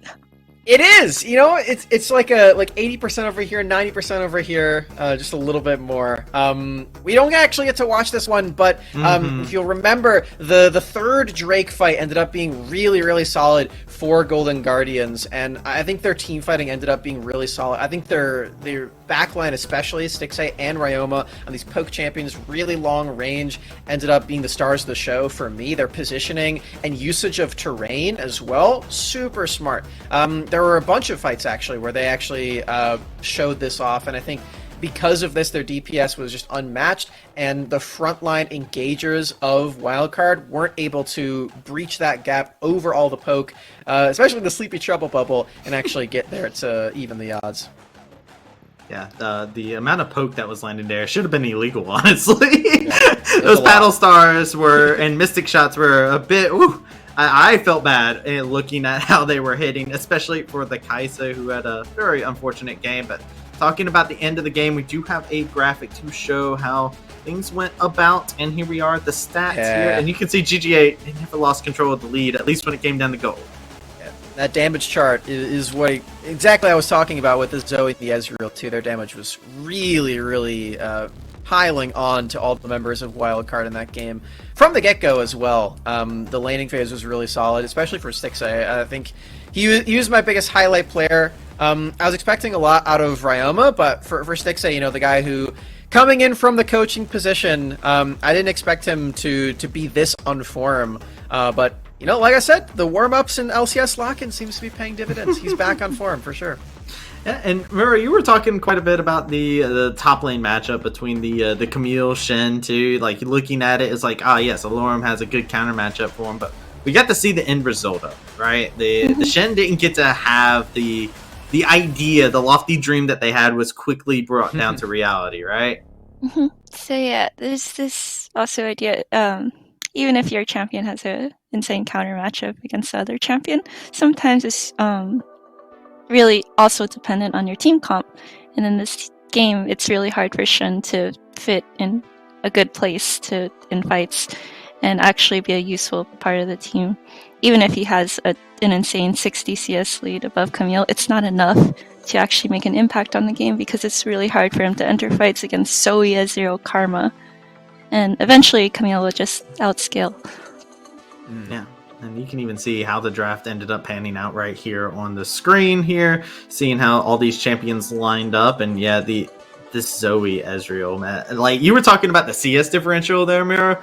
The Ezreal had a insane CS differential in their favor, plus some kills to back it up. Might make the game a little bit harder for Shen when Ezreal has a machine gun attached to his forearm. It might have been more like a bazooka, honestly. Bazooka. The shots hurt. Yeah. A whole arsenal there for sure. He had like full build way before anybody else as well for Stixxay. And just to highlight the bot lane matchup a little bit more, I wanted to take a look at some really cool heat maps that we got from MacroHeart, our graphics people. If you take a look at these, you can actually see so the red is where they were most often in the first 15 minutes. You can see Stixxay, alongside Chime, of course, are pushed up a whole lot in this lane for the majority of it, and Manui is spending most of this game underneath his own tower. Really tragic for the Wildcard bottom lane, who are playing this counter matchup here for Manui on this Kai'Sa against Ezreal. Traditionally a very solid matchup. Now, Ezreal's got some new toys, of course, in Season 12, so maybe the counter matchup isn't quite what it once was in its heyday.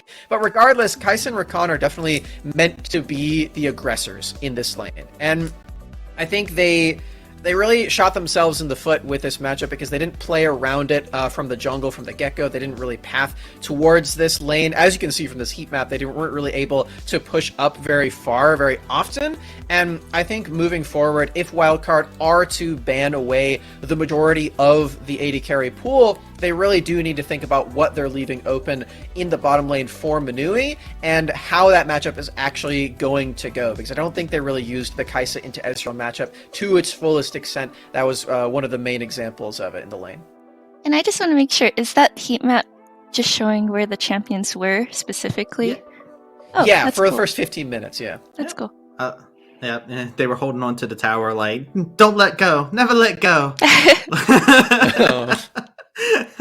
Yeah. I mean, it was hard. I mean, we talked about it. I even brought up a point where I was just like, yo, maybe they got the Shen Marine going on, you know, like these champions go in and it could be really cool. And the idea, I get it. But game number 2, I want to pick y'all's brains to see what exactly y'all would like to see going into game number 2 here. We'll start with you, Mira. What would you like to see going into this matchup? Insane. I want to see Irelia, Camille, Fiora, top lane. Come on. Gonna see Shen, Tom Kench, Malphite again. Yeah. I mean, I did warn you. It is Allura. That's sort of just what he does. So Allure him. You know, come on. The spicy Sejuani's coming. Don't Tony's worry. Playing Camille. My ADHD. I can't watch this. I'm excited. I'm excited to watch how jungle matchups affect the lanes again. Because for sure. think I'm not sure exactly where the jungler path to. this game, but I wondered if it had any effect on why Ezreal became a serial killer in the mid game. Yep. The bright, beautiful blonde face. It's all, he's very murderous behind those big blue eyes, I feel like my desk is rewriting Ezreal lore right in front of my very eyes. That being said, we're getting out of those behind blue eyes. We're going over to the beautiful voices of Dia and Rudu. Take it away, gentlemen. Thank you so much, guys, for the wonderful setup. And, well, as we wait to jump into the draft for just a second, the Aurelia Fiora Camille days surely ahead of us, Rudude. Definitely. Yeah. This series in particular. I'm excited. I'm excited about those matchups. And, of course, the fact that they're going to happen on the Rift right now. But I'm also very interested in what Smacks said about setting up Wildcard for success and thinking about how their bans on AD carries affect not only Stixxay but also Manui in the long run, because that was something that, well, it maybe wasn't the highlight of this game instantly, a lot of this coming off Ryoma in the mid game. Stixxay was still absolutely terrifying, and if you look at this game and you sort of remove Ryoma, you keep the highlights away from him, you still see a very strong AD carry that I'm sure we're going to see again in Game 2. Yeah, I mean, Ezreal either just hits the ban table, or we see something completely different from these AD carries. Obviously, it was a triple ban from Wildcard down into that bot lane. They've immediately switched it up, got rid of that Karma, so Chime isn't going to be able to pilot that one once again. But GGA sticking to the red side, Caitlyn bans, which I sort of expect to see throughout once again. Have to see if that continued oppression of the bot lane continues, or if Golden Guardians are going to stick to their Rise Tom Kench ways here. Obviously being on the red side there, slightly more gate-kept by their liberty to ban away specific champions against specific players. Right now, the Aphelios and I would say likely the Jinx to follow through for wildcards, so I don't expect that there were any particular problem champions from last game. It was more of a playstyle thing that happened, as you and I talked about a little bit earlier on in the game, that snowballed wildly out of control. Wildcard thinking about whether they want to take away the Jinx or not. They're actually going to opt for the Zoe. Interesting. So you like this? I do. I mean, Ryoma was just absolutely styling. And if you're going to be able to take it into Corki comfortably, those heat maps as well, some that we got to see behind the scenes, but that weren't quite shown, was that Ryoma was also very oppressive in the laning phase. His forward percentage past that midway point of mid lane was, again, similar to what Ryoma was able to accomplish and what Stixxay rather was able to accomplish down in the bot lane. Very oppressive against the Corki. Now we see Jinx first pick come through. Very happy with this. Have to see if Stixxay responds with his Ezreal in kind as the sort of answer here. Incredibly comfortable on that pick.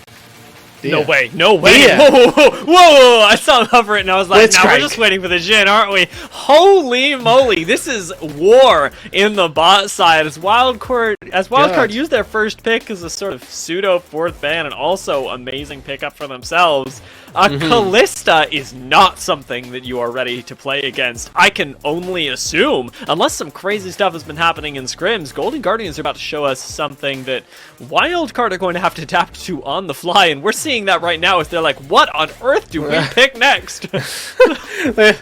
Dear, so already we are seeing Golden Guardians say if we don't win within the first 15 to 20 minutes, this game becomes incredibly difficult for us. The Kalista, not a champion that scales particularly well at all, so we do have to bear that in mind as we get later and later into the game. Golden Guardians actually, now believe it or not, have a Yasuo angle here. They've locked up the Diana, so if Ryoma wants to style on Yasuo, this is something that they can do very easily. Of course, blinding that maybe a little bit early on, but if the composition fits, he's got R5 to do so. We'll have to wait and see. Bot lane picked up for Wildcard, so this could just be a support matchup, and I expect it to be something like the Nautilus, like the Leona coming through here. Instead, I'm entirely wrong, and they're going to lock up a top laner, but now Wildcard have this opportunity to get rid of some really rough support matchups here. Kalista wants something to be aggressive, to get those kills early on in the bot lane, so taking away some of those supports from Golden Guardians Academy certainly should be their goal. Yeah, so I wonder why Golden Guardians have gone with this in this particular case. Because they've got the Renekton, they've got a relatively strong side top.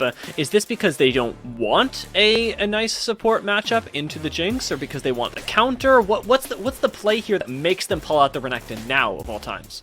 I think this is just saying that if we give Tony top Renekton and he feels comfortable on this, we can target 2 bans at the top lane, that we can focus all our attention down into the bot side of Summoner's Rift, sort of a weak side winning lane for Tony top, if anything. They also have the option of just diving top lane on repeat here. Diana and Renekton, an incredibly lethal duo regardless of what Alorum tries to try and pull out in this top side. And Wildcard, I say they've got a Yasuo angle. It gets banned. Very happy to see that one hit the table. So they're recognizing it as much as I am. But yeah, Golden Guardians, they're sort of hammering down on the fact that they've got a very strong top side right now. The Poppy taken away from Alorum. I highlighted his 2 picks at the start of the day. Poppy and Urgot, they've been banned out.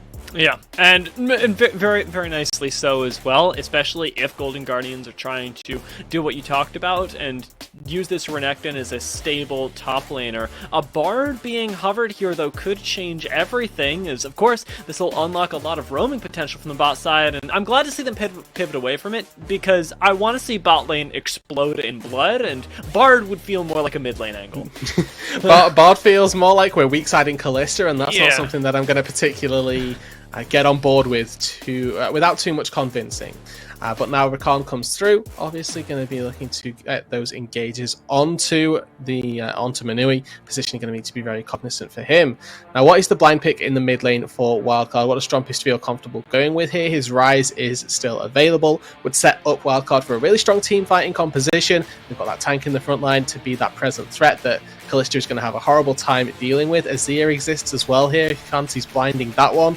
But obviously has to be careful that he has to go up against Diana and Rakan. Vex up against Dive, a very, very strong champion. That personal space can cause really big disruption if Golden Guardians Academy get too aggressive. That is very, very smart pickup here from Wildcard, and as Golden Guardians consider their last selection, it'll have to be something that feels comfortable into the Vex, and the Corki does fit that bill, but doesn't really build on what Golden Guardians already have, instead providing them a little bit of insurance policy for the late game. Corki is absolutely going to be fine at that point, and will provide a lot of damage through the auto attacks as Kallista's starts to fall off.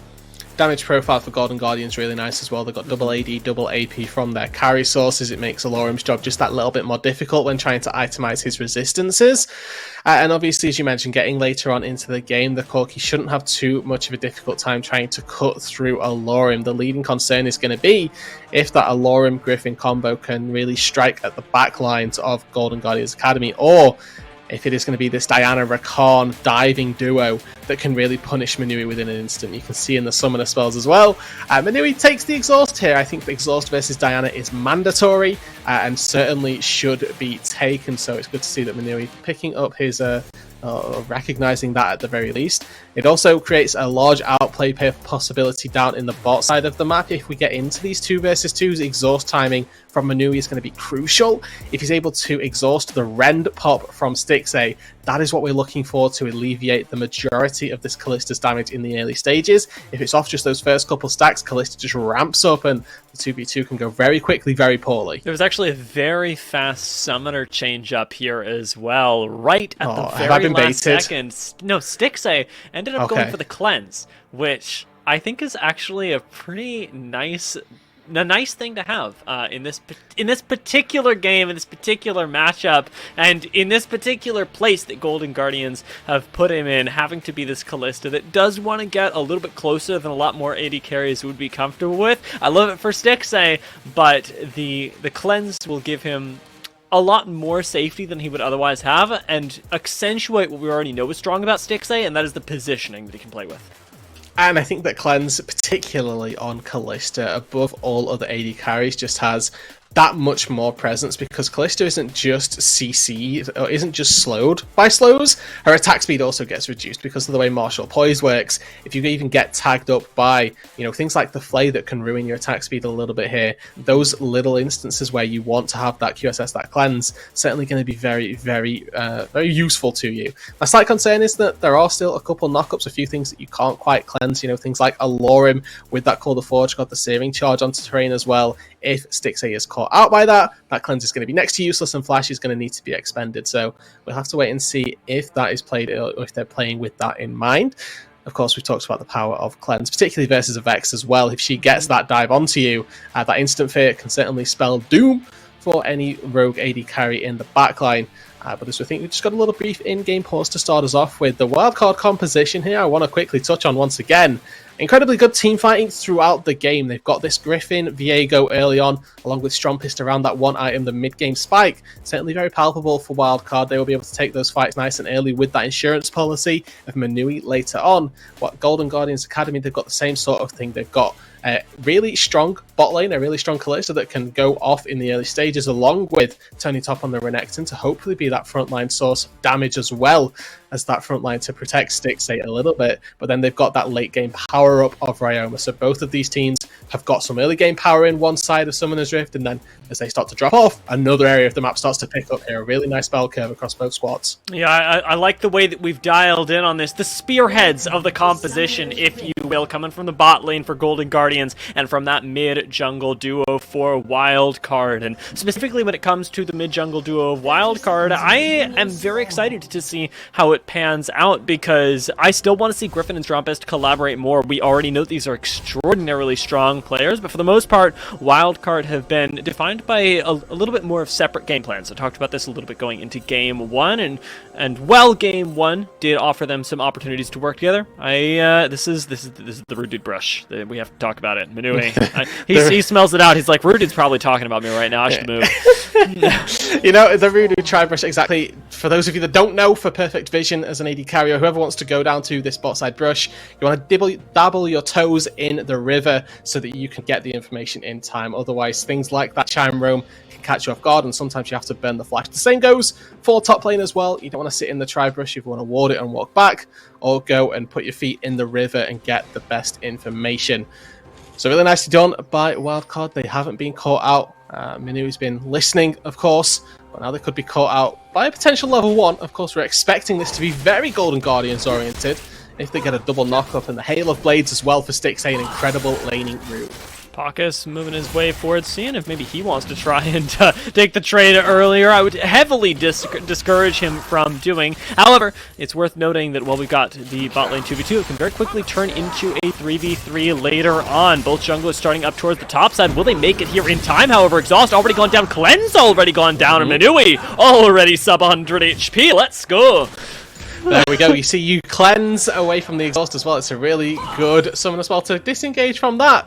But equally, as soon as that rend comes down, the exhaust timing just a little bit off right there. A big chunk of HP goes through. And of course, Manui now pretty much out of this lane for the time being. All 3 potions off that longsword have been sipped through. And he's still at sub 400 HP right now, where Stixxay, along with the sustain from the Gleaming Quill, still got an extra potion in his back pocket and much higher health pool. Already a bit of vision as well to keep Golden Guardians safe has been placed inside of the river. But importantly, Griffin isn't being tracked as meticulously as they were inside of Game 1. So Golden Guardians still largely operating at a loss in data until, of course, Griffin potentially shows on this ward.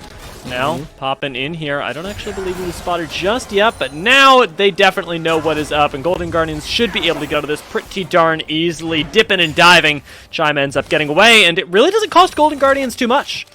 No, exactly. They maybe forced off this wave a little bit. Now we can see Iconic moving his way down to just Shadow, if anything was to go along. But with pressure in both bot and mid lane, Golden Guardians Academy Jungle may well be able to complete the Jungle Dream of Season 11 in a double crab and get himself back off to the races. Of course, we did see Griffin skip a couple of caps on his bot side to go for that gank once again here, and now making the rounds through his bot side jungle.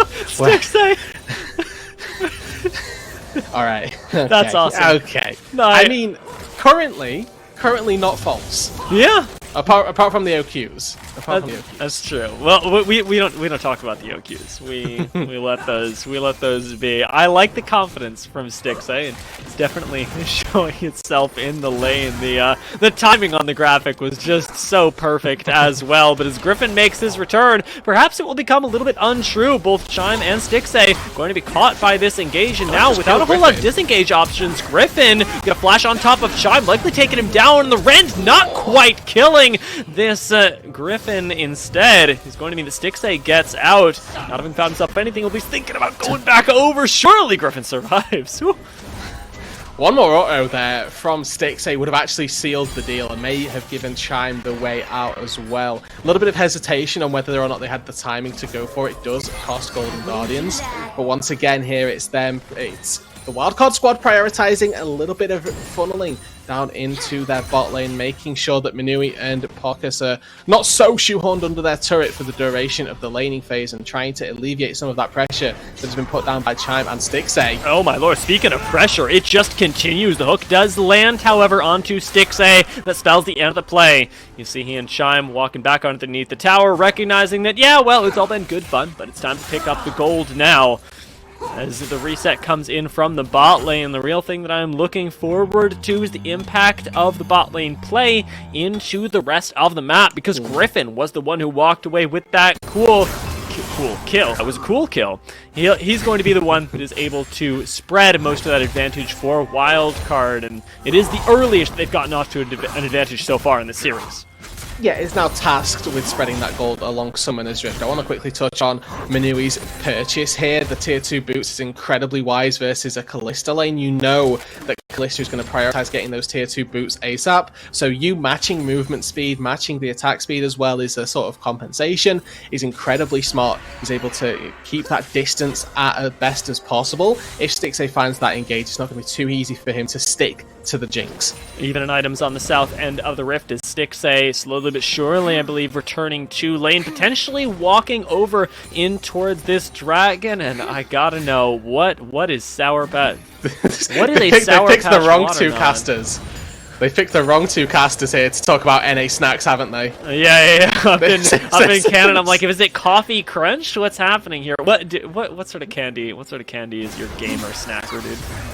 I go for chocolate. Honestly, I don't have a gamer snack. Well, I mean, don't you have unique chocolate in you? Isn't that a thing? Like we have Cadbury's. That one. You know, it's just a brand of plain chocolate. Oh lord! Wait, level 6 in mid lane. Strombest might actually be able to engage this, but he doesn't go for it. Instead, using the personal space to get a little bit more personal income. Stixay burning the cleanse, and oh my Guardian. lord, surviving just barely off that Guardian proc. Shime keeps him alive, but this is not the bot lane that Golden Guardians were dreaming of. No, this is incredibly impactful for Wildcard because this is essentially that early game end of the bell curve for Golden Guardians being put into the dirt right here. We're looking more at the top side for Tony Top to be the other end for Golden Guardians, but Alorim, as we know, as we expect, been incredibly safe on this top side, being incredibly sustainable as well, and is currently out in front in CS, right? The lead is not tremendous. It's by no means like game winning in the top lane in terms of an advantage, but it's enough to have mitigated what Golden Guardians wanted to do with that R3 pick. Oh, just showing a little bit too quickly there. Iconic actually had an angle where he could have gone, again, Allura misstepped, but the discipline from this top laner on Wildcard has been something to behold. Having shown up towards the top side, I think he's equally as lucky that Dragon doesn't get stolen away, especially because this is an Infernal that has spawned first on the Rift, and as we're approaching 8 minutes, it's likely going to end up being a trade between that and Rift Herald. And once again, with no Drake taken, it's actually going to be a little bit different in terms of how the sort of champion's going to maneuver around the map. Already, Golden Guardians bot lane a little bit late to this play. Pocus.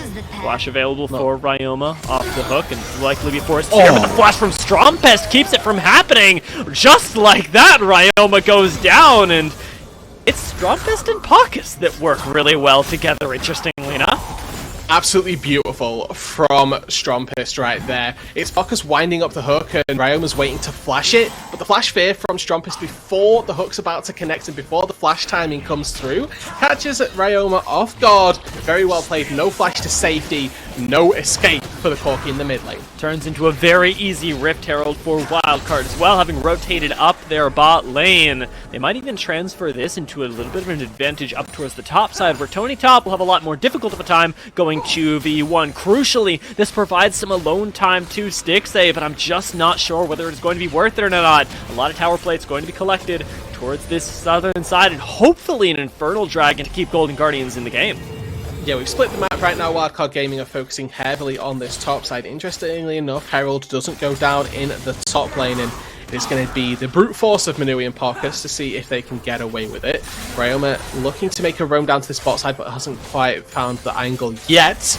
Now we're going to have a 4v3 potentially down bot lane. Thank God that Alarm checks this, because otherwise he certainly would have died, and even still, it is getting dangerous. Call the Forge God, going to knock up 2, however, and Griffin could commit. In comes the package, however, as Ryoma starts shredding those resistances that Alarm, I will say, has a lot of. And ultimately, Golden Guardians, just to get to crash an additional wave, might get to grab an additional plate on their way out. But for the most part, I would say largely invest a lot to not gain too much on the bot side. They're going to be able to keep getting these turret plates, and whilst Golden Guardians are expending all this time on the bot side, Tony Top on the top side is actually absolutely fine here. He can very easily clear the wave with a slice in, cull the meek, and then dice it back out. Shouldn't be too difficult for him to get rid of it, and particularly when Pocus and Minui find themselves back in mid lane. It looks like Wildcard with an early investment into taking down this mid-tier 1, taking down the Corki's bastion of safety. Certainly could be a route to open them up for the mid game.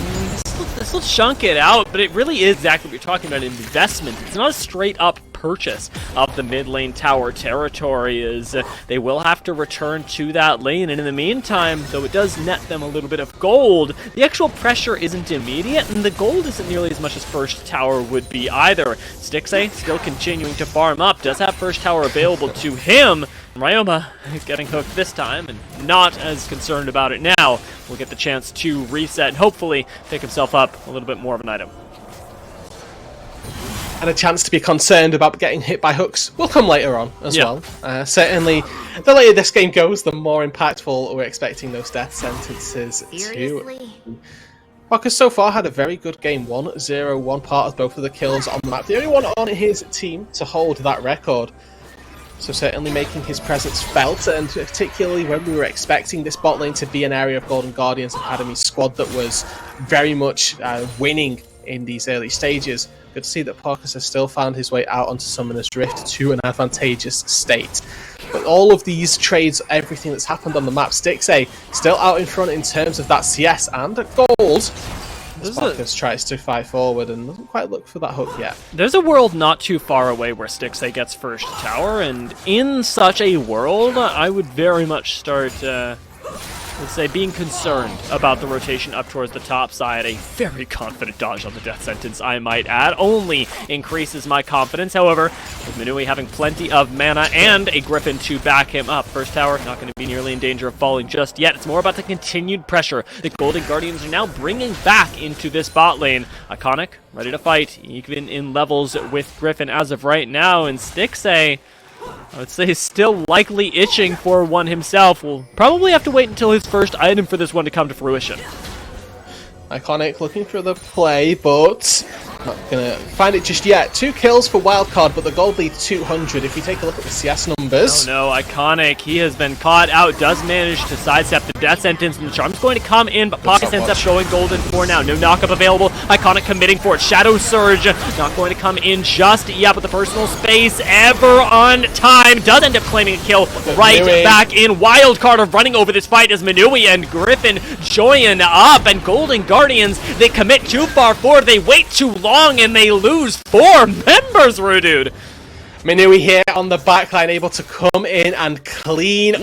Wildcard find themselves the fight, and just in an instant from 200 to 1,200.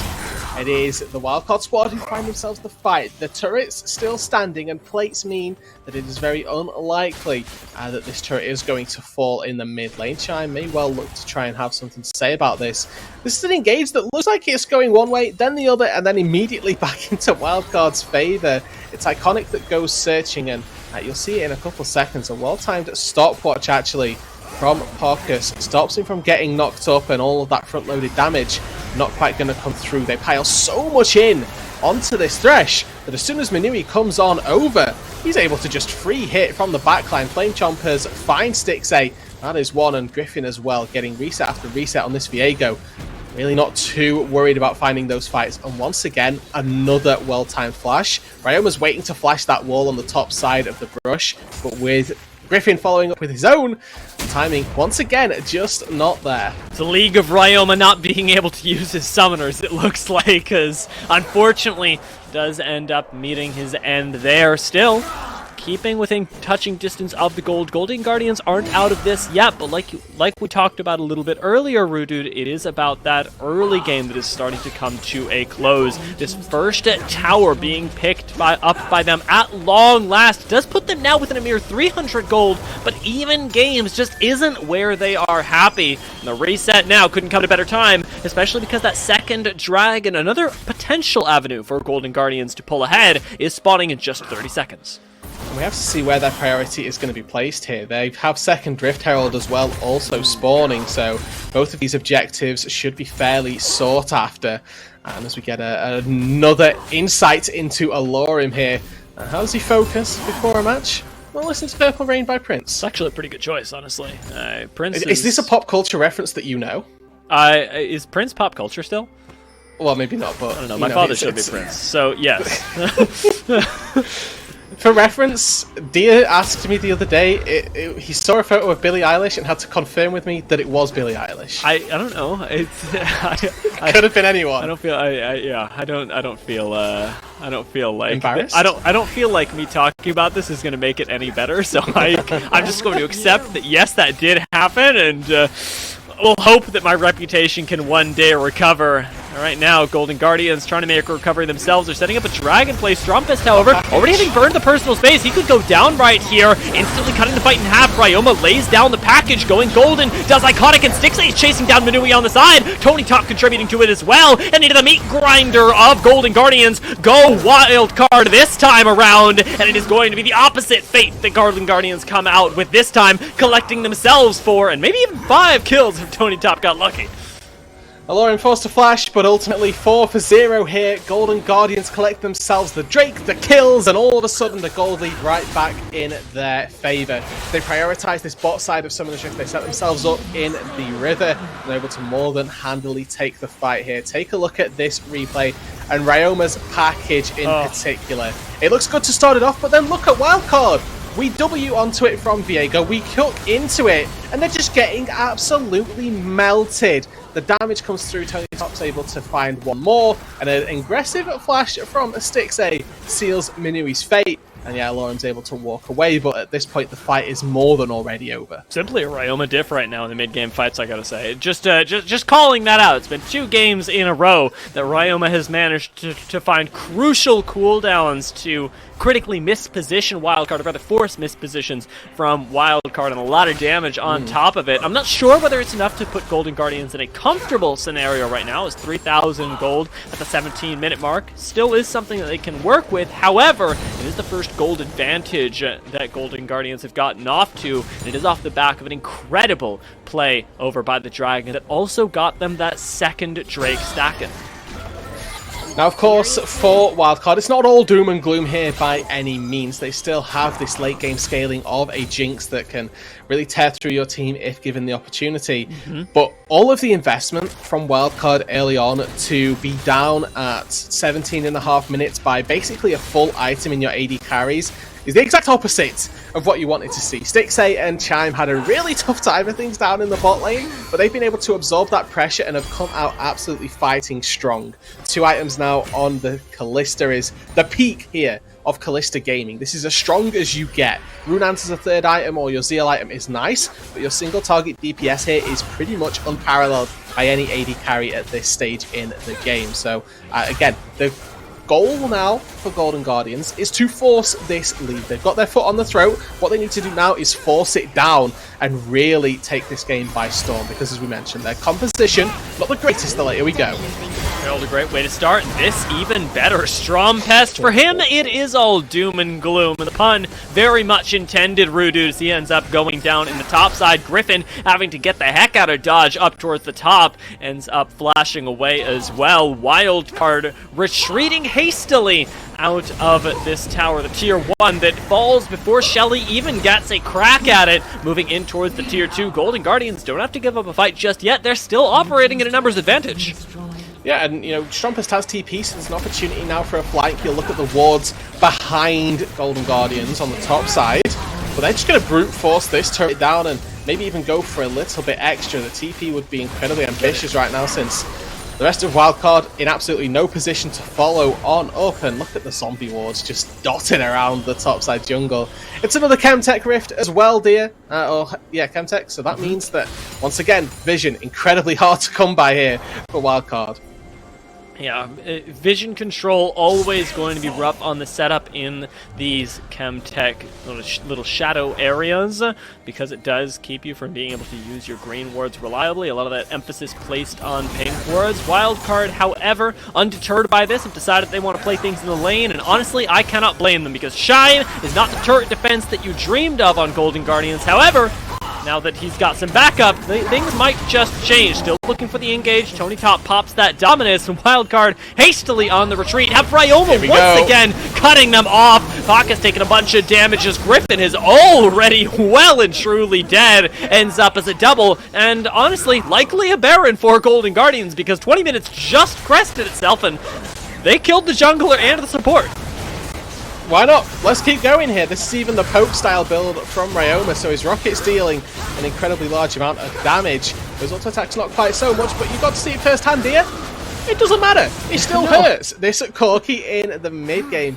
And Wildcard, they're going to use Strumpus to collect an objective bounty on the bot side of the map. I doubt this second turret is going to be able to be felled. But Golden Guardians, I asked them, could they put their foot on the throat and force? They have done exactly that right here. About the best way to try and close out a game is getting that Baron. They're 30 seconds away from Soul Point as well. They pick that one up. I can see this game being wrapped up, done and dusted very swiftly. If Wildcard Gaming have nothing to say about it. I need to be held, because I'm absolutely terrified of the idea that Callista could be running around with a Chemtech Soul as well. I just thought of that, and it was absolutely terrifying. I see no worse thing, but okay. Stixay, actually pretty fast fingers on that cleanse for how unexpectedly it happened. I mean, it's a good cooldown forced, but... And Paucus not quite able to get away from it this time. Strumpest already having extended the personal space, going to go golden to try and buy himself a little bit more time, but Manui has carelessly exposed himself and ends up running away from Stixay as Strumpest goes down to the combination of Chime, Ryoma, and Iconic. Chime is going to continue to zone out Griffin. In the meantime, join up with Tony Top to give him a little bit more safety. Flashing away on the Renekton. Stixay instead chasing your jungler down underneath the tower as Griffin explodes as a haystack would full of spears. Alorum and Manui in a lot more trouble than they recognize, and Iconic cannot be bothered to join up with any of this because his team really is winning the fight, and he can take the dragon. Me jungle, me take objective. Drake Soul Points now goes to Golden Guardians Academy. Tier 2 turret as well, and Stixay charging forward. Needs to be careful here. No cleanse, no flash. The slow comes through. TP now behind. Teleport. You could actually kill him here as Strawpest is going to have an easy way of fearing this Callista and taking her down. No. A very large shutdown goes over to Wildcard, but it's on Alorum of all people. Not a way to turn their team fights around, although it will give them, I will say, Rudude, a little bit more tankiness in the front line if they ever get to fight a front-to-back way that they want to. Yeah, I mean, the fact that... Sorry, I just saw one rocket there from Ryoma absolutely dismantle Pox's HP, and you know, you got chills from the Chemtech, all I got chills from one Corki rocket right there. You need to see it in action. One big one from this build is liable to 80% HP Manui, and I'm not kidding. If this Ravenous gets finished up in fairly swift order, this is going to be a terrifying Corki to play against. I think he's doing his rounds of the jungle camps to make sure that he's got his gold now to finish off that item in due time here, because they've still got the Baron, right? What have they done to break down structures? Ultimately, it's been a mid-tier 2 so far, and they're going to put on their final assault with this particular Baron. They've got 20 seconds left on it. I don't think they're going to be able to get too much more, but at this point, they're already so far ahead that that's not particularly important. They've got a nice sort of segue into this bot side of the map. One very easy turret to take down because Tony Top can wrap around this backside, and you can force that dive incredibly easily just with the nature of the terrain. And Golden Guardians sort of playing with their food a little bit here as Stixay roaming up to take kills over objectives. I don't think they can afford to play too much, though. I mean, they are in a massive lead right now, but Manui, almost getting out alive, isn't actually going to go down just yet. Instead, it's Strumpest that comes in to combo with Griffin, taking down Ryoma, and maybe just turning this fight around. Griffin picking up a second kill on top of Chime, gets another reset. Stixay isolated and alone. This is exactly why you had to be careful as Golden Guardians. Playing with your food can result in your food biting back, and Wildcard retake a lot of their lost momentum and now can turn that into who knows what. Absolutely massive play here. They stifle the Baron push, they keep their base intact, and they get kills on two very important members here. They get the shutdown gold, I think, across on to Griffin. Unfortunately, we did see, I think, Pockers take one of them, but it was a stolen away Rakan that Griffin actually able to pick up a swift kill. So again, really nice play by Wildcard. They were able to force out their waves, put them into slightly more manageable positions. He does need to be careful. Doesn't want to be trifling with Tony Top in that 1v1. Death Dance against this composition as well. Going to have its very fair share of benefits. I gotta say that right now is honestly a very telling point in the game. This is the start of what could be a massive comeback for Wildcard. As we're approaching that 25-minute mark, late game is going to start to come online as the next couple items roll in for Manui. Especially the fact that he's able to live here, absolutely massive. But the fact that Golden Guardians lose the fight is terrifying. Plus 850 there to Griffin, and he's able to take down, I think gets the triple at the back end of this. So again, really, well, a lot of gold going into Griffin. That's something that they're going to need to be cognizant of, and ultimately it was a slight grief, I suppose, by Iconic not quite finding the solo into the Jinx, which should have easily came through, honestly. I had the E-reset ready and available, but didn't want to commit it, because he wanted to, keep hold of it, make sure that he was going to be able to maybe try and find a bit of an extended fight, but missing out on that assassination actually really cost them in the fight, and could be the price that ends up costing Golden Guardians at least a chance in this match. Got for Ryoma, there we go, does get knocked up here, and Griffin already with that triple kill on top of him is terrifying, gets Heartbreakered on as well, but Ryoma is outlasting, and Tony Top now separating the fight himself, is going to bring that personal space right into the mouth of Stixay, turning things around though with these auto attacks. No Immortal Shield will pop just yet. Stixay still got the chance to turn things over, and Ryoma constantly throwing those rockets in as well, pushes Wildcard back. Wildcard lose one and go, fine, we don't need to fight this right now, we'll do it another time. Yeah, but another time is in about 30 seconds here. Stompist is going to be coming up in time with that Dragon. Unleashed Teleport is going to get him out onto the map. But look at the timing here of the Rift, or of the final Dragon, I would imagine. Golden Guardians, they've got Soul Point here. If they just stack this one up, Rend plus Smite is a lethal combo for trying to take down these objectives. Ryoma goes back to base, picks up the package, TP's back in. This team fight should be very Golden Guardians favoured, and he's even found a flying angle behind the team. He's not even spotted. This is absolutely deadly, and it's just going to result in Griffin being picked off more than likely. Package not even invested to find out with the jungler down, and now with the full send of the package in, Ryoma splits everybody up, and even may actually survive here as that final auto is going to land onto Pockets. Strumpist comes in to clean him up, but it is a small reward as Alorum explodes once again, leaving Golden Guardians with the chance to pick up that Chemtech Soul, and Tony, plenty of time to play with Strumpist up towards his side of the map. A willing time to play with your food right here. Strumpist going to be able to maybe kite this out for a fair while, but ultimately Tony Top will be able to whittle him down, take him out as well. Gore Drinker to finish off the job, and a slightly delayed death time is actually going to cost Wildcard quite considerably here. There would have been potential chance as 4 or 5 members to make their way over to this Baron and potentially try to stop it. Instead, an extra 20 seconds on Strumpist with no TP means that this Baron is absolutely gonzo. Golden Guardians Academy collecting the Chemtech Soul, now the Baron, the fight on top of that. Barring any acts of miracles from Griffin, and this should be a fairly easy pick-up. Remember, Render plus Smite, not too easy to get past. Griffin's going to have to start turning bread and fish into a lot more than it is right now. Everybody going to get those Baron-empowered recalls, move their way back into the base. And Golden Guardians can set up for that final push. Chemtech Soul at their backs. Stixay and Ryoma still riding the high of mid-game, and Ryoma picking up into that late game as well. We're going to take a look at that fight one more time as Ryoma didn't even have to use the package, but look at the way that it splits the fight afterwards.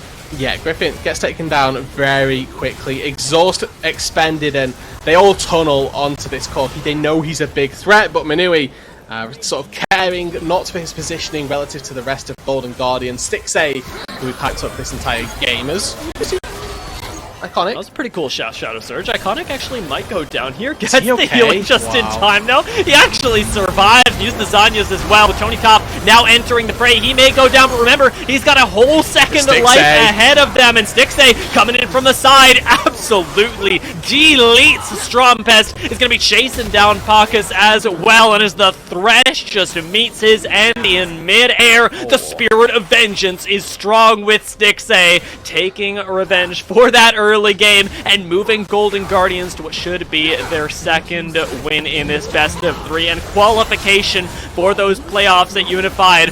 Only Alorum stands in their way, and tanky though he may be, he has absolutely nothing to say when challenged by Golden Guardians here. Ryoma, Shime, and Stixay all having their time with him. As the base ends up going down, the Nexus under fire, and Golden Guardians qualify themselves. 2-0 here, Wildcard Gaming fall, and there we go. The return to form that Golden Guardians Academy would have wanted. You called it at the top of the day, dear. It was going to be a 2-0 either way, and Golden Guardians the ones that do take it home for themselves off the back of an incredibly well-maintained Kalista bot lane. Honestly, we saw it in the draft and kind of thought, whoa, this is going to make or break the game. Unfortunately for Golden Guardians, it did indeed make it. We can shout out Ryoma once again for incredible mid-game team fighting on this Corki, using that package to an exquisite taste and getting those fights exactly how Golden Guardians would have wanted them. It is insane that Ryoma was able to replicate that twice in a row. We called it out in the middle of the game, but it's something about the team fights and around that 15-minute mark that just gets Ryoma's blood boiling, clearly. I can't wait to hear what our analysts have to say about that. But of course, before we hear what the big brains on the other side of this have to offer, we've got to take a very short break. So Rude and I will say goodbye, and on the other side, Travesty will greet you.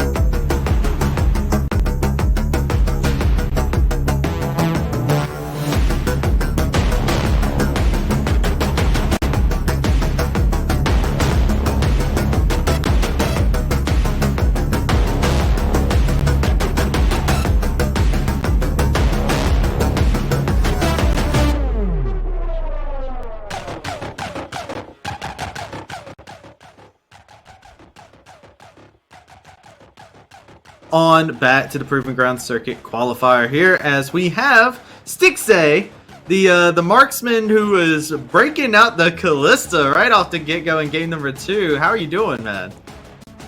I don't hear you at all. Okay, can you hear me now? There we go. Yeah, I can hear you now. Okay, there it is.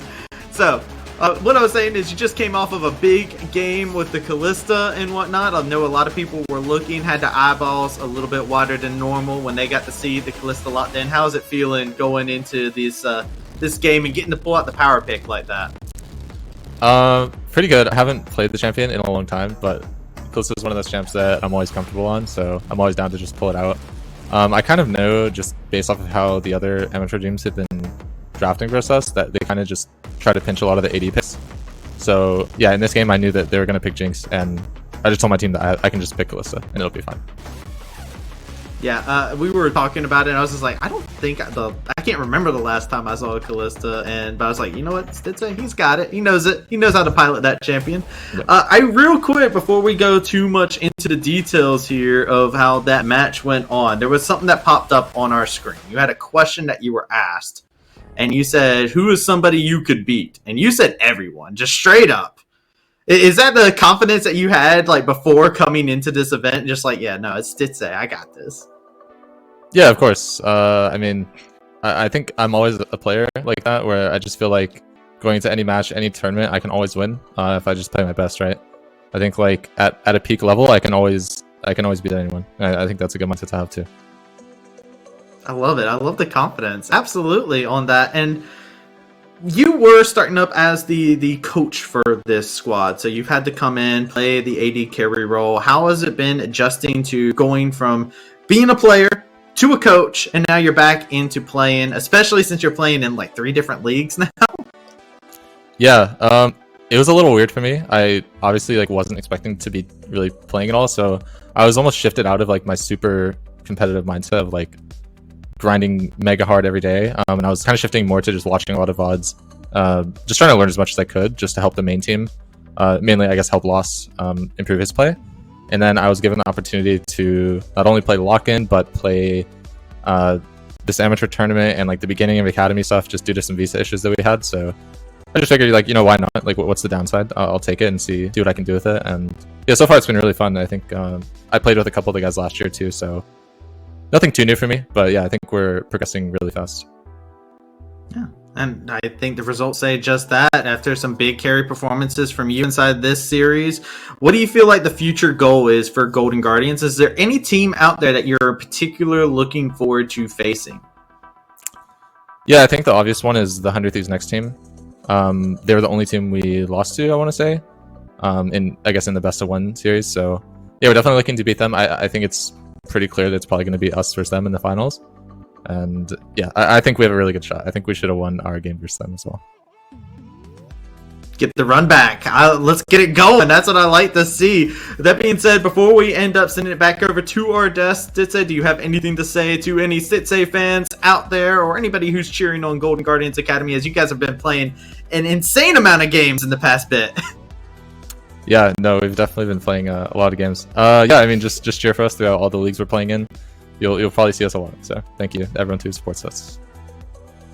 All right. Well, thank you is garnered. With that being said, thank you, Stitze, for coming in here for the interview. We're going to go ahead and send it on back over to the desk here. And that being said, in an instant, I am joined here back again with Smets and Mura. Smets, Mura, we got to see some fantastic stuff there. Some words from Stitze of pure confidence as well. Yeah, he seemed very straight-faced. Yeah, I like the confidence. I liked it as well. He just carried the first game really, really hard and had some really confident plays as well. Kalista, the turret dive especially, I really enjoyed with the flash into the turret. So yeah, definitely some earned confidence there with the 2-0. Yeah, I would definitely say it was earned, but now we got to get into the nitty-gritty of figuring out exactly how GGA picked up that dub, because Wildcard was looking good for a little bit there, man. Like, they were going in there, they were having some nice early leads for themselves in the early game, and then it all just kind of turned on its head. Yeah. I especially like this first replay that we picked up as well for Wildcard. They had a really smart rotation. So firstly, they were able to take the Rift Herald after picking off Corki, and then we get to this replay, which we were initially concerned about. I know Muro was like, oh no, play safe top again. Very good buffer by Alarum there too. Yeah, and then we have the Corki package come in. This is the first Corki package of the game, and with the rotation from Griffin and the mechanics that you just highlighted, Mura, they were able to survive this and actually play safe top lane. It's a miracle. They stayed safe. And Love to see that worked it. out great. But that also being said, there was a lot of things that we were seeing from Golden Guardians that were a little bit of an issue. Some things that we highlighted at the very top of the hour with our show beforehand, where we were a little bit concerned of like synergy and how the calls were coming out. We do have a replay that kind of show an example of that, as we got to see a moment where a little bit disjointed, and that's where we kind of saw Wildcard taking an advantage. Yeah, we've had some moments from Iconic and Ryoma specifically that definitely show that they are still a bit desynced. This one is an example where even though they're winning this game, and even though they had an advantage before this play, this can be really detrimental and it can put you in a really rough spot, because now they're overcommitting into the jungle on desynced cooldowns as well, and then Manui gets to get excited and clean up the rest of this fight with Griffin. So, a really nice cleanup from Wildcard off of a punish on Golden Guardian's jungler out of position. Yeah, fantastic catch out, and those disjointed efforts though didn't last forever. We were looking at the game, and all of a sudden you blink and everything shifted tides. It was like one team fight happened, and everything just blew apart from there. I believe we have a replay showing the moment that really led into Golden Guardians taking complete control over this, as they were able to make a good play for themselves that led into a Baron. So I think Golden Guardians comp is much easier to play for them because it's a very linear comp.